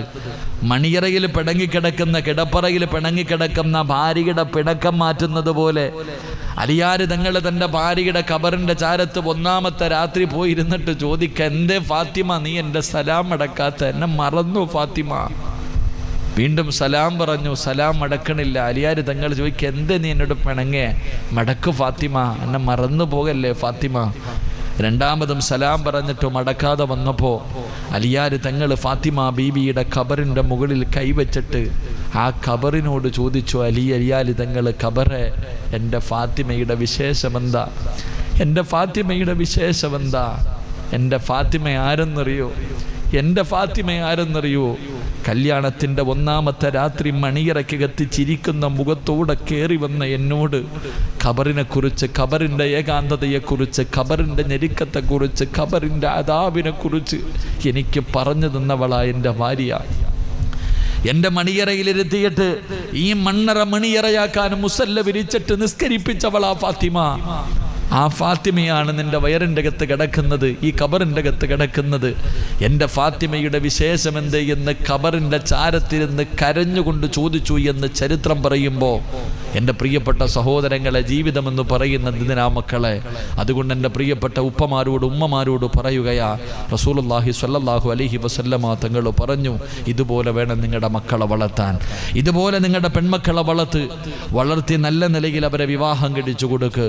അള്ളാഹുവേ, ആരെല്ലാം ഈ സദസ്സിലിരിക്കുന്നവരിൽ ആരെല്ലാം തൻ്റെ പെൺമക്കളെ വിവാഹം കഴിച്ചു കൊടുത്തിട്ടുണ്ടോ, അള്ളാഹുവെ അവർക്ക് നീ പ്രതിഫലം കൊടുക്കണേ തമ്പുരാനെ. അള്ളാഹുവെ, പെൺമക്കളുള്ളവർ അള്ളാഹുവെ ഈ പറയുന്ന രീതിയിൽ അവരുടെ പെൺമക്കളെ വളർത്താൻ ഇസ്ലാം പറയുന്ന രീതിയിൽ വളർത്തി, ഇസ്ലാം പറയുന്ന രീതിയിൽ വിവാഹം കഴിച്ചു കൊടുക്കാൻ ഈ മാതാപിതാക്കൾക്ക് നീ ഭാഗ്യം കൊടുക്കണേ തമ്പുരാനെ. അള്ളാഹുവെ, പെൺമക്കളില്ലാത്ത പാവപ്പെട്ട ഞങ്ങളെ പോലുള്ളവർ മനസ്സിൽ ആഗ്രഹം കൊണ്ട് നടക്കുന്നവരാ. കരുണക്കടലായ അല്ലാ, ഈ സദസ്സിൻ്റെ ബറക്കത്ത് കൊണ്ട് ഞങ്ങൾക്ക് നീ പെൺമക്കളെ നൽകി അനുഗ്രഹിക്കണേ അല്ലാ. വിവാഹം കഴിഞ്ഞ് ഒരുപാട് കൊല്ലങ്ങളായി മക്കളില്ലാത്ത ഒരുപാട് പാപങ്ങളുണ്ട് പടച്ചവനെ. കരുണക്കടലായ അല്ലാ, ഈ ലോകത്ത് നീ ആരെയെല്ലാം ഇഷ്ടപ്പെടുന്നുണ്ടോ അവരുടെ ബർക്കത്ത് കൊണ്ട് ആ പാപപ്പെട്ട കുടുംബങ്ങളുടെ കണ്ണുനീര് നീ ഒപ്പണേ റഹ്മാനെ. ഏത് ദുഃഖത്തിൻ്റെ പുറകിൽ ഒരു സന്തോഷമുണ്ടല്ലോ അല്ലാ, ആ പാപങ്ങൾക്ക് നീ സന്തോഷം കൊടുത്ത് അനുഗ്രഹിക്കണേ തമ്പുരാനെ. ഈ സദസ്സ് അതിനൊരു സബബാക്കണേ റഹ്മാനെ. അള്ളാഹു സ്വീകരിക്കുമാറാകട്ടെ. അതുകൊണ്ട് നാളെ പ്രവാചകന്റെ കൂടെ സ്വർഗത്തിലേക്ക് കടന്നു പോകുന്ന 5 വിഭാഗത്തിൽ ഒരു വിഭാഗം ഇവരാണ്. അള്ളാഹു ഈ കേട്ട കാര്യം ജീവിതത്തിൽ പഠിക്കാൻ അള്ളാഹു ഭാഗ്യം നൽകുമാറാകട്ടെ.